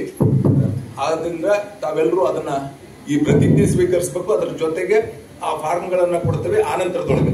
ಈ ಕಾರ್ಯಕ್ರಮ ಮುಗಿದ ನಂತರ ಕೊಡ್ತಾ ಇದೀವಿ. ಅದನ್ನ ತುಂಬಿ ವಾಪಸ್ ಕೊಡಂತ ವ್ಯವಸ್ಥೆ. ಈಗ ಒಂದು 2 ನಿಮಿಷದ ಕೆಲಸ ಇದೆ. ಅದು ನಿಮ್ಮ ಹೆಸರು, ನಿಮ್ಮ ಮೊಬೈಲ್ ನಂಬರು, ನಿಮ್ಮ ನಂಬರ್ ಬರೀತಕ್ಕಂಥದ್ದು ಅಷ್ಟೇ, ನಿಮ್ಮ ಐಡೆಂಟಿಟಿ ಕಾರ್ಡ್ ತೋರಿಸ್ತಕ್ಕಂಥದ್ದು. ಹಾಗಾಗಿ ಆ ಕೆಲಸ ನೀವು ಮಾಡೋಣ. ಈಗೇನು ಪ್ರತಿಜ್ಞಾ ವಿಧಿಯನ್ನ ನಮ್ಮ IKC ಕೋಆರ್ಡಿನೇಟರ್ ಆದಂತ ಡಾಕ್ಟರ್ ಮಧುಸೂದನ್ ವ್ಯಾಪಾರಿ ಸರ್ ಓದಿಸ್ತಾ ಇದ್ದಾರೆ. ನಾವೆಲ್ಲರೂ ಆ ಪ್ರತಿಜ್ಞೆಯನ್ನ ಸ್ವೀಕಾರ ಮಾಡೋಣ. ಸೊ ಎಲ್ಲರಿಗೂ ನಮಸ್ಕಾರ. ನೇರವಾಗಿ ನಿಲ್ಲಬೇಕು ಎಲ್ಲ ವಿದ್ಯಾರ್ಥಿನಿಯರು ಮತ್ತು ಎಲ್ಲ ಸಭಿಕರು. ನಿಮ್ಮ ಬಲಗೈಯನ್ನ ನೇರವಾಗಿ ಮುಂದೆ ಹಿಡಿಯಿರಿ. ಹಿಡೀರಿ. ಬಲಗಾಲನ್ನ ಸ್ವಲ್ಪ ಮುಂದೆ ಮಾಡಬೇಕು. ಬಲಗಾಲನ್ನ ಸ್ವಲ್ಪ ಮುಂದೆ, ಬಲಗೈಯನ್ನ ನೇರವಾಗಿ ನಾ ಹೇಳಿದಾಗ ಹೇಳಬೇಕು. ಜಲಯೋಧರ ಪ್ರತಿಜ್ಞಾ ವಿಧಿ. ನಾನು ನಿಮ್ಮ ಹೆಸರು ಹೇಳ್ಕೊಡ್ರಿ. ಈ ಮೂಲಕ ಸಮೃದ್ಧ ಭವಿಷ್ಯಕ್ಕಾಗಿ ಜಲ ಸಂರಕ್ಷಣೆಯನ್ನು ಮಾಡುವುದಾಗಿ ಪ್ರತಿಜ್ಞೆ ಮಾಡುತ್ತೇನೆ. ನಾನು ಹಲ್ಲುಜ್ಜುವಾಗ, ಸ್ನಾನ ಮಾಡುವಾಗ ಮತ್ತು ಪಾತ್ರೆಗಳನ್ನು ತೊಳೆಯುವಾಗ ಮಿತವಾಗಿ ನೀರನ್ನು ಬಳಸಿ ನೀರನ್ನು ಉಳಿಸುವುದಾಗಿ ಪ್ರತಿಜ್ಞೆ ಮಾಡುತ್ತೇನೆ. ನಾನು ಬಟ್ಟೆ ತೊಳೆಯುವಾಗ ಮಿತವಾಗಿ ನೀರನ್ನು ಬಳಸುವುದಾಗಿ ಪ್ರತಿಜ್ಞೆ ಮಾಡುತ್ತೇನೆ. ಮಳೆ ನೀರಿನ ಕೊಯ್ಲು ವಿಧಾನವನ್ನು ಅನುಸರಿಸುವ ಮೂಲಕ ಅಂತರ್ಜಲ ಮರುಪೂರಣಕ್ಕೆ ಸಹಕರಿಸುವುದಾಗಿ ನಾನು ಪ್ರತಿಜ್ಞೆ ಮಾಡುತ್ತೇನೆ. ನಾನು ಗಿಡಗಳಿಗೆ ಮತ್ತು ವಾಹನ ತೊಳೆಯಲು ಮರುಬಳಕೆ ನೀರನ್ನು ಬಳಸುತ್ತೇನೆ ಎಂದು ಪ್ರತಿಜ್ಞೆ ಮಾಡುತ್ತೇನೆ. ಜಲಮೂಲಗಳನ್ನು ರಕ್ಷಿಸುವುದಾಗಿ ಮತ್ತು ಭವಿಷ್ಯದ ಪೀಳಿಗೆಗಾಗಿ ಅವುಗಳ ಸಂರಕ್ಷಣೆಯನ್ನು ಮಾಡುವುದಾಗಿ ನಾನು ಪ್ರತಿಜ್ಞೆ ಮಾಡುತ್ತೇನೆ. ನಾನು ನನ್ನ ಕುಟುಂಬ ಮತ್ತು ಸಮುದಾಯದಲ್ಲಿ ನೀರು ಉಳಿಸುವ ಬಗ್ಗೆ ಜಾಗೃತಿ ಮೂಡಿಸುವುದಾಗಿ ಪ್ರತಿಜ್ಞೆ ಮಾಡುತ್ತೇನೆ. ಸುಸ್ಥಿರ ಭವಿಷ್ಯದ ನಿರ್ಮಾಣಕ್ಕಾಗಿ ಈ ಪ್ರತಿಜ್ಞೆಯನ್ನು ನನ್ನ ಜೀವನದಲ್ಲಿ ಅಳವಡಿಸಿಕೊಳ್ಳುತ್ತೇನೆ.